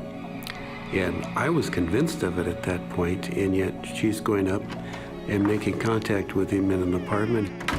I was very upset. After going to the apartment, that's when I began to get stronger and stronger feelings about where she was buried. But I still was a basic skeptic. I believe what I can see, what I can prove. Still, he's willing to listen. Can the psychic help Detective Lee find the body? One iota, nothing of her belongings there. Once or twice a week, we would sit and hypothesize with each other about what I think happened here and what he thinks. One of the things that Lori had come up with right off the bat was 1-5. She didn't know whether the 1-5 meant Interstate 5, whether it was 1.5 miles, or what the significance of the 15 was. In this case, 15 could very easily have been, we're about 15 miles from the place where we thought the death had occurred. And there was a place called Bell's Landing. Bell's Landing, according to Lori, was an important item as far as the relationship between John and Alexis was concerned. Detective Lee and psychic Lori McQuarrie didn't know if they were looking for an actual place or not. It was like searching for a needle in a haystack. Maybe this is interesting. Right down the way over here is where John and Alexis used to spend an awful lot of time. In Oregon, Bell's Landing could either be the side of a mountain where they park machinery when they're clear-cutting an area or doing a logging operation. It could also be a landing alongside of a river. And in this area of Oregon, we have some very, very large rivers, so it's quite plausible that there would be a landing named Bell's somewhere. That's the frustrating part. Sometimes I get the clues, sometimes I get the symbologies, and it's up to me to make it fit. It's up to me to do the interpretation. And it isn't always like a teletype. I wish it were. We even went out on a couple of searches together in areas out as where she had lived previously, which is not very far from here. So he made the effort. He was at least cooperative and open. You know, it's part of what I saw, but I don't think this is the spot. So you're not actually getting any... I'm not getting any vibes, let's put it that way. Lori told very specifically that the body was buried. Her head was just inches away from a little creek. I also felt that he had buried her where he could watch her. That meant an awful lot to us, but what exactly did it mean? Did it mean he could keep an eye on it from work? Was it near his home? And it was about that time that I was really talking to him about it's in a field, there's a building, but it's not a regular building like you would just walk in and do business in. The more time they spend together, the more Detective Lee trusts Lori's visions. They match his own hunches about the husband. She has an insight into people and places and things that I don't even understand. The scenario will play out. I will see the person, I will see the circumstances. Sometimes the reception may become a little hazy. It isn't always crystal clear. It may come in and out, but it's exactly like watching a television show. I could see him eating his lunch. He goes out there, eats his lunch, and watches the site. The site is within range. He can see it. And as long as it's not disturbed, he knows he's not in trouble. It looks like John is going to get away with murder, but Lori's psychic instincts tell her he's made a big mistake. This was something where many people knew what had happened.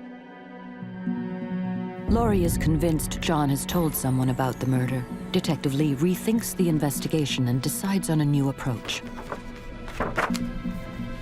We used an awful lot of what we would consider to be behavioral analysis on John. We knew that if we applied pressure to John, that his past history would indicate that he would talk to somebody.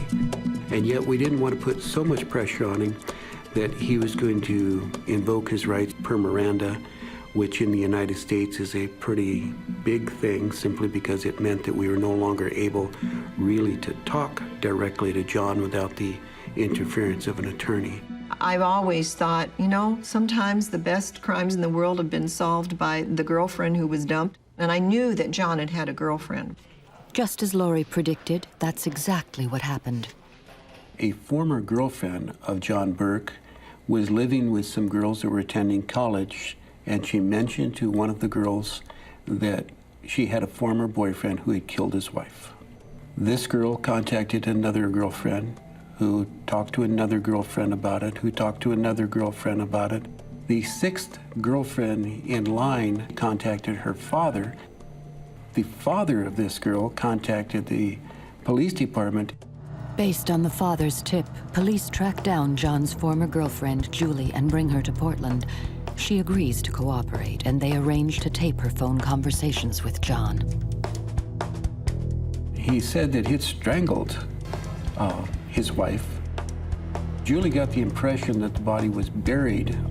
We were driving by the metal fabrication plant where John and his younger brother worked. And Julie mentioned that John became very different every time that they went by that area. But John's confession to his old girlfriend isn't enough. Police still need a body to get a conviction. Lori sees Alexis buried somewhere where John can keep a close watch on her. It makes sense it would be close to where he worked. Following his own intuition and Lori's clues, Detective Lee decides to search the 15 acres beside the plant. Maybe this is the clue 15 Lori keeps seeing. It has a very, very large metal fabrication building with very little in the way of vegetation. The 15 acres that was right next to it was ideal because the trees and the brush provided an awful lot of cover and concealment. Access was pretty much restricted. We sent cadaver dogs over the 15 acres, and their handlers came back with essentially nothing. I was personally disappointed that we were not able to find the body. As Detective Lee and I would talk throughout the year occasionally about the case, of course, there would be times when he felt that maybe John was going to crack. And I would just always share with him my philosophy. Everything happens when it's supposed to. It's a real low point in the investigation. Without Alexis's body, police can't charge John with murder. But Lori is sure John's younger brother Kelly is involved, despite the fact he's given police what appears to be an airtight alibi. I think Kelly just happened to be the wrong guy at the wrong time, and he was related to the murderer. And so he helped dispose of her body. Kelly was in Southern California during the specific time frame that Alexis disappeared, and a reasonable person would believe that Kelly could not have had any involvement simply because of the time frames. He was literally over 1,000 miles away at the time. I generally find what I get as a first impression is correct, and I remember telling him I'm standing by it.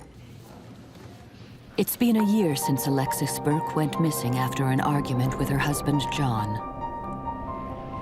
With the case going cold and based on her track record, Detective Lee decides to listen to psychic Lori McQuarrie and take another look at the brother's story. John essentially has no friends of his own. His best friend in the world is his younger brother. If the younger brother knows anything about it, that would automatically mean that his best friend would know all about the case. Kelly's friends and former roommates are all law students. They've been interviewed once about the disappearance of Alexis. This time, Detective Lee re-interviews them with a grand jury subpoena in his hand, threatening each with jail time if they refuse to cooperate. From what Kelly's friends have to say, it becomes very clear that Kelly knows something. He's brought in for questioning, and Detective Lee persuades him to cooperate. He told me everything I wanted to know. Yes, he was in Southern California playing ball, but the game had gotten rained out. He was actually back in Oregon 24 hours earlier than he was supposed to be. It is a turning point for the investigation. If it hadn't been for Lori's conviction, police might never have re-interviewed the brother, and his information was just what they needed to get an arrest. Bob Lee does not give compliments lightly, but he did kind of offer that up and say, well, I guess you were right. And I just felt that there was a shift at that point. The deal we made with Kelly was very simple. We were concerned that because the body had been in the ground for so long that we would not be able to formally identify Alexis Burke. The dental records we had were several years old. We knew there were not going to be any fingerprints. There was not going to be anything that was actually going to tell us for certain that this was Alexis Burke and not somebody else. And that would be a loophole that a defense attorney would be able to drive a truck through. So we essentially made a deal with Kelly that we would not prosecute him in any way, shape, or form for his complete assistance in the case, including showing us where the body was. I felt that there had been a horrific fight. Kelly confirms Laurie's original vision of a strangulation. He tells Detective Lee how a family argument escalated into murder. Alexis walked out the front door, slammed the door behind her. When she got to the car, she didn't have car keys, and she was in her nightgown. So she came back and started screaming at John. He had big hands. I can just feel these around her neck. I know that's how he murdered her. He came over to her and put his hands around her neck. John said to shut her up because she was really making a lot of noise. John says he ripped off the electrical cord and tied it around Alexis's neck just to make sure that she was dead. The body was rolled up in the carpet behind the couch for at least 36 hours. During that time frame, that at least 12 members of his family and her family were in the apartment. When Kelly finally showed up, he helped John dispose of the body just as Laurie had envisioned. There's a larger car, older car. They put the body of Alexis into the back of their father's car, which was a very large Lincoln, dark in color. They then took the body out in the middle of the night and actually dug a hole about 75 yards from the corner of the building where they both worked and buried Alexis. There's water involved and not a large body of water. The body was right next to a very, very small rivulet of water. The head was the closest to that water, and it was only several feet away. And of course, the body was under just several inches of dirt. Laurie's visions are accurate about all the important details of the case. The brothers' involvement, the larger car the body had been moved in, Alexis's body buried in a shallow grave near water, and about John keeping an eye on the site. He was able to keep an eye on the situation because he went there every single day. But John Burke still isn't in custody. Because he was out of town, he is oblivious to the discovery of the body. As it was, John showed up the next day and he was totally in the dark, and by the time he found out about it, it was too late. And I told him he was under arrest for the murder of his wife, and I put on a pair of brand new handcuffs on him. That felt really good. John Burke is convicted of his wife's murder and sentenced to 13 years in jail. His brother Kelly gets off scot-free because he cooperated with police. With this murder solved, Detective Bob Lee isn't quite as flippant about Laurie's psychic abilities. I contacted Laurie to tell her, all about the case and how terrifically accurate she was at that point on 28 of the 30 things that she had told me. I don't know if I feel vindicated so much as I just feel, yes, this stuff does work. And it's important for me to be right, not just for me, but I think it's important for the victim.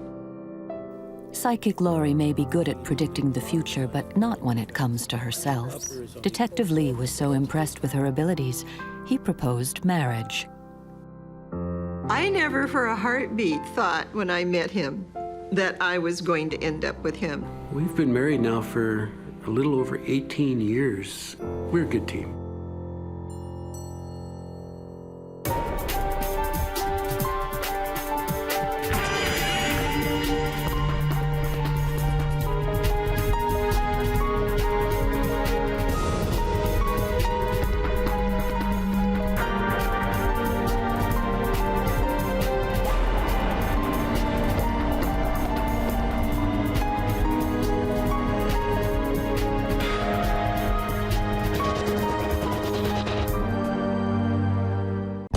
(1983) West London.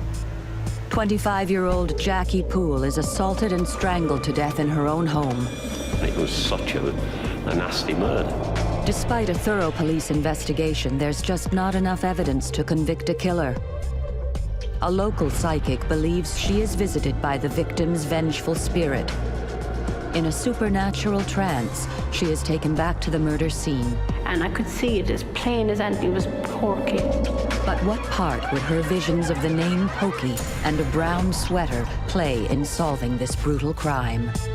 I could feel Jackie saying to me, ring them now. Would a psychic's paranormal powers or hard forensic science nail Jackie's killer?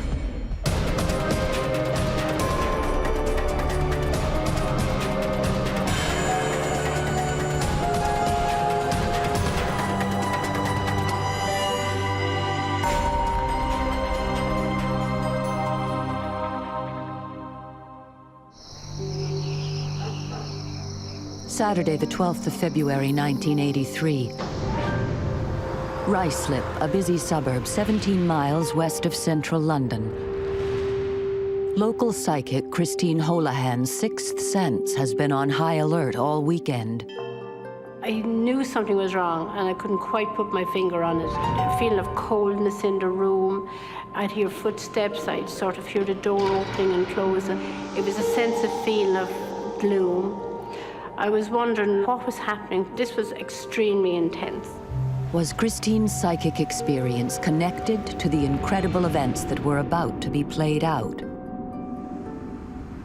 The next day, a concerned friend of Jacqueline Poole contacts the police.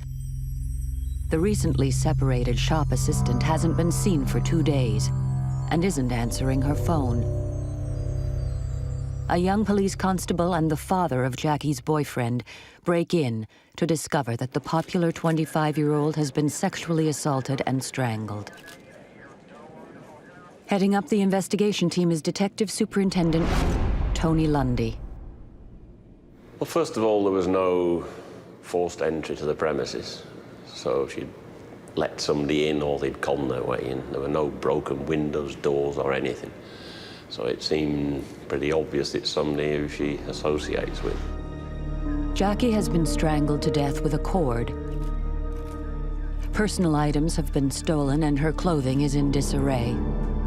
She was fanatical at wearing rings and necklaces and bracelets and stuff, but basically the lot had gone. I think there may have been something left on her finger that couldn't come off, but everything that could be removed had gone. Jackie's body has lain undiscovered for some 48 hours. The killer has a head start. Police begin to interview Jackie's friends and family for vital clues and release details of the attack to the press. It became obvious from a very early stage that it was going to be a difficult investigation because the fact there'd been no break into the premises, we were really looking at close connections. Her husband had left her some time before, so obviously he was a possibility as a suspect from the word go, and numerous names were flooding in right really from the outset. The night after the body is discovered just 3 miles away, Christine Holohan claims her psychic abilities are put to the test once again.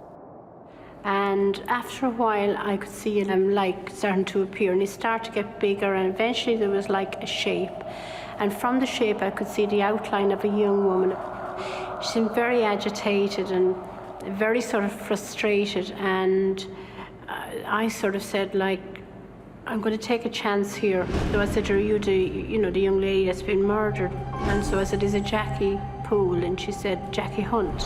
Why is the spirit calling herself Jackie Hunt, and what connection does she have with the murder victim? So I asked her, how did she want me to help her? So she told me that she knew who had murdered her.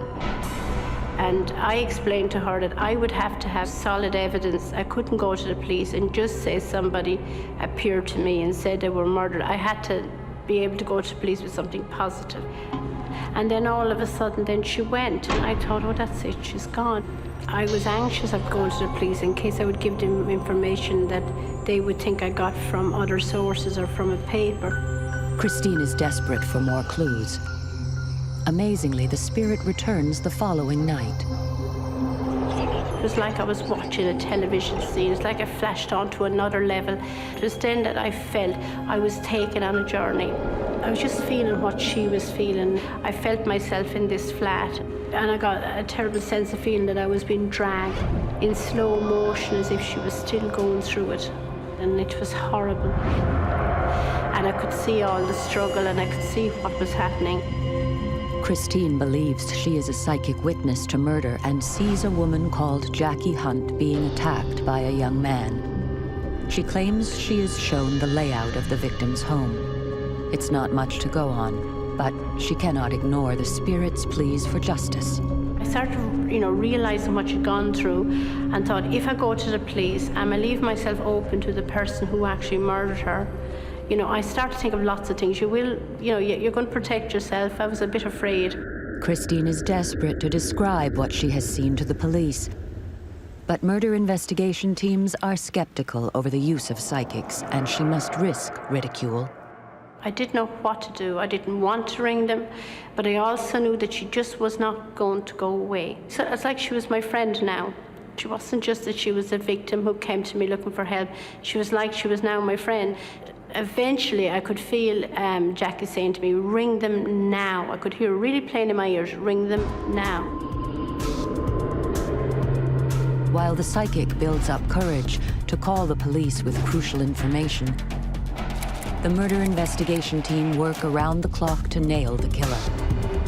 You don't often get called out to scenes of murder where a young lady has been beaten, strangled, and it was a very, very nasty crime scene.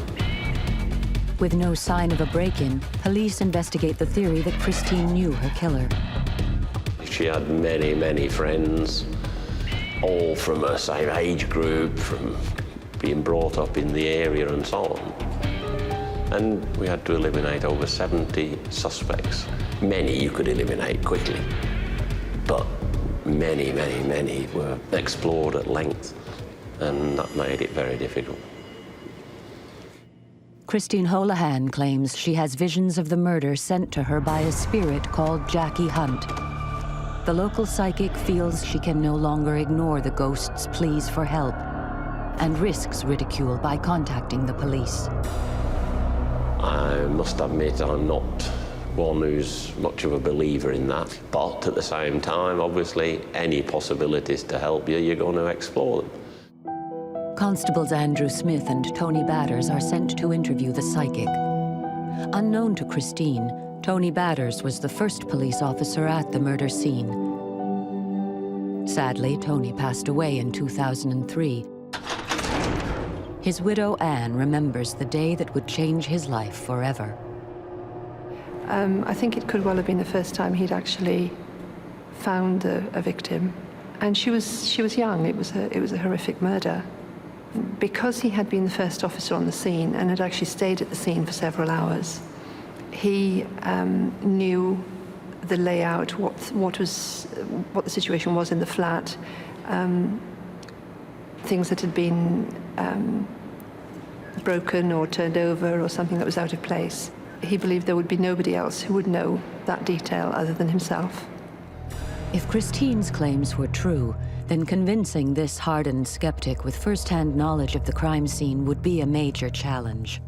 I thought, oh God, here goes. And I was tuning and saying, oh Jackie, I hope you're here. I really hope you're here at this stage. And she was.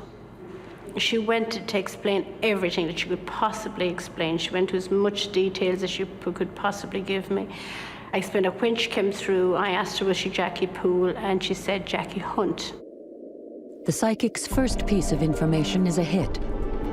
Tony Batters knows that Jackie Poole's maiden name is Hunt. They are the same woman. Maybe I was hitting on something, but I didn't know what it was. I hadn't got a clue. She showed me around the house. She explained exactly where everything was. Christine claims she is transported back to the crime scene and is able to see 2 cups in the kitchen, prescription forms, and a black address book. Amazingly, this tallies with what Tony has seen at Jackie's flat less than a week earlier. These details were not released to the press after the murder. And I could see where she was lying, and I could see her hand. There was 2 rings in particular he couldn't get off her hand. Jackie's missing jewelry was reported in the local papers, but nothing specific had been mentioned about the 2 rings that had been left on her body. She also sort of was very insistent that there was a jumper that he was going to be thrown away. And she said, it's important to get this jumper, because if you don't, she said, it's going to be gone. Christine claims that she never met Jackie or any of her acquaintances when she was alive. But during her trance, she uses the names of many of Jackie's friends and family. One name is a mystery. She mentioned Barbara Stone, and she didn't give me any significance on the name, but I said anything she gives me, I'll take on board. No one on the investigation has ever heard of Barbara Stone. Despite the puzzling name, Tony is amazed by the psychic's insight. At this point, he said, ask Jackie to describe her killer. And she explained he's 23. He had a birthday April or May, in Taurus. He had dark hair, dark skin. He had tattoo. Christine seems to give the police officers a profile of the murderer. But nothing would be more useful than a name. So I said I would just very quietly go into a trance. I really had to tune in very, very strong with Jackie. I had to really bring her into me close. And I could feel her. It was like as if she actually really came through, as if she was inside of me. The psychic resorts to a technique called remote writing, which unlocks her unconscious. She hopes this psychic skill will reveal the all-important name. Jackie helped me spell out the name. She'd actually got the attention of the police, and this was it. And I could see it as plain as anything. It was Porky. I knew at that point I had actually hit something significant had happened, though he never actually quite said anything about it. Over 20 years later, Christine Holohan returns to the room where she used a paranormal technique called remote writing to reveal a name of a killer. No, it was like as if somebody had taken my hand and very, very slowly had actually written out the name, very slowly. And then it started to come up. The minute I'd written it, it came up very clear. And so we got Pokey. She said it was a nickname. It's a nickname. He's known as a nickname. And I can remember Tony saying to me, Pokey, are you sure? And I said, that's what, and I showed him. And he seemed quite taken back when he looked at what I'd written. It was like as if I'd sort of touched on a nerve. The name Pokey sends shivers down the spine of the two detectives. It is the nickname of Anthony Ruark. He is a friend of Jackie's boyfriend and is well known by the victim. Ruark is already amongst the murder team's prime suspects and has already been questioned. Well, I felt I'd done all I could possibly do, and I got a sense of feeling from Jackie as if she sort of was saying to me, look, if that's not convinced him, what is going to convince him? That same day, Tony Batters returns to the murder squad convinced by the psychic's abilities.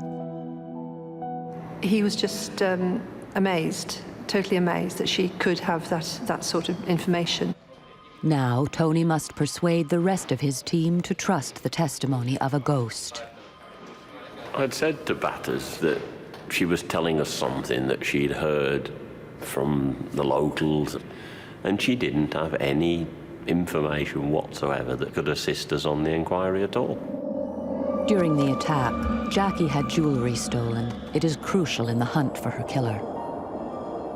And my attitude was that when she can tell us where the jewellery is or something conclusive to assist us, then I'll believe in mediums. But at this stage, just don't waste my time. The police discount the work of the psychic and set about extracting the truth from Pokey. Not the easiest person to obviously break down, especially when you're interviewing them about a very, very horrible, serious murder. But the officers who did interview him were fairly convinced that he was involved. The difficulty was being convinced, and finding evidence to back it up is another matter. Christine had told Tony Batters that Jackie's killer is a Taurus in his early 20s and that he is dark-haired, dark-skinned with tattoos. Amazingly, this corresponds with Pokey's profile. The spirit of Jackie was desperate to draw attention to a sweater. Police have already retrieved this vital clue. DCI Norman McKinley was to become closely involved with Jackie's case. During the search of Tony O'Rourke's house, and in a dustbin, they found a jumper. This jumper was submitted to the forensic laboratory, and of course, fibers having come from Jacqueline's clothing, and also plaster particles, which was also found on Jacqueline's clothing, was also found on this jumper. The evidence forensically links Pokey with Jackie, but the murder suspect has an explanation. The problem that the police had was that Rourke knew Jackie. He did say that he had spoken to her during the week prior to her death, so contact had been made then. Despite a psychic pointing the finger at Pokey and the police suspecting this known criminal, after a 15-month investigation, the team is shut down. We have this evidence, we have that evidence, but it was never, ever going to be sufficient at that time to instigate a prosecution. So that was the low point, but closing it down when the family still had no solution to it was very, very disappointing. Tony Batter's appeals to work with the psychic are ignored. Now he has to deal with the investigation team being disbanded. Oh, he was very frustrated because they obviously had done a lot of work and they thought that they had enough evidence. Christine believes Jackie is devastated that her killer walks free. She was so angry in the sense that he walked away from the murder as if he had absolutely no feelings either way. The psychic remains frustrated by the police skepticism. I done the very best I could possibly do. I gave him the information. I trusted the information that Jackie gave me was accurate, and I knew there was nothing else I could really do. I always somehow believed that there would be justice someday. I just didn't know when. Christine is certain the unsolved murder will be reinvestigated, and it is.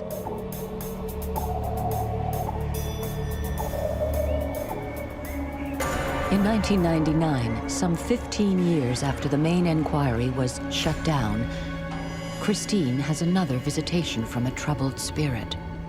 And I could see an image of a blonde-haired woman. And I kept looking and I kept thinking that it looked like Jackie, but I said, I must be imagining this. Couldn't understand what the significance of that would be.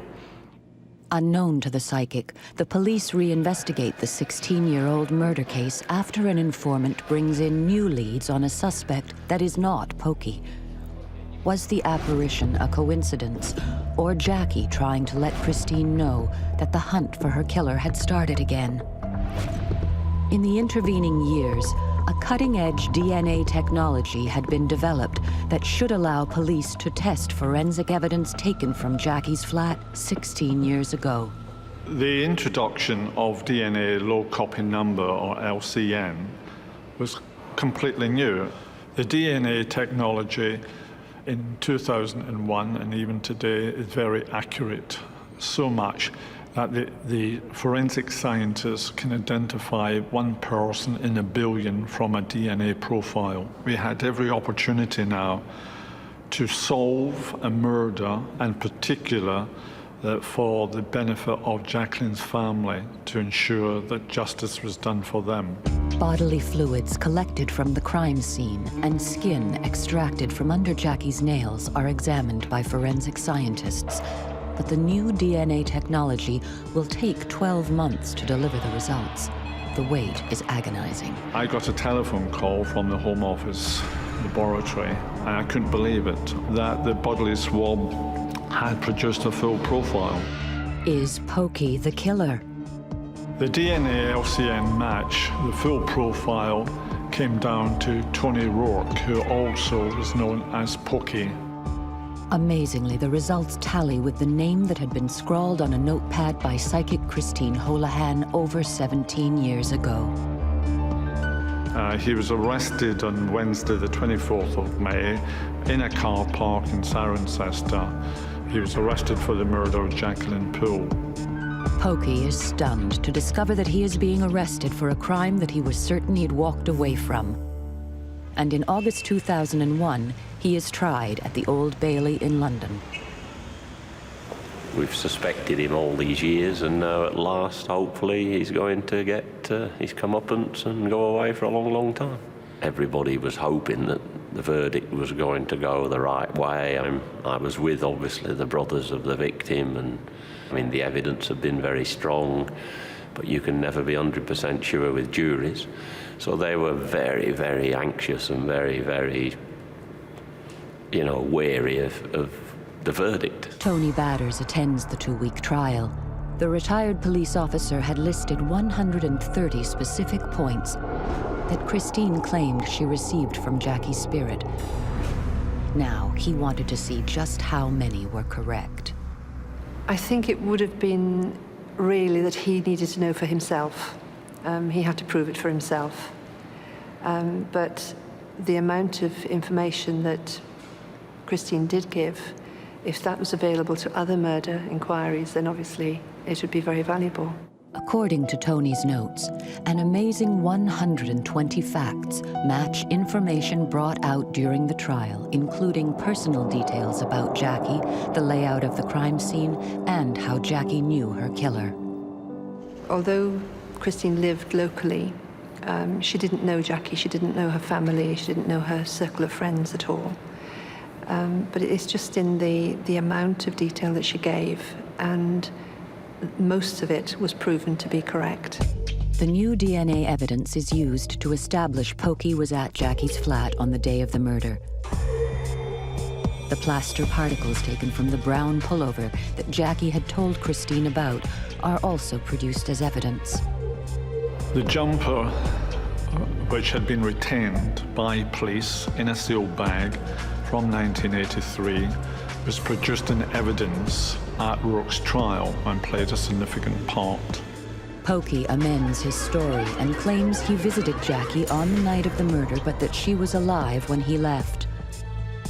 The solid prosecution evidence challenges this, and after 2 weeks, the jury is unanimously convinced of Pokey's guilt, and he is sentenced to life imprisonment. Justice at last for Jackie's family. And when eventually the guilty verdict was brought in, they were absolutely over the moon. I mean, they were virtually shouting out in joy. There is one final twist in the tale.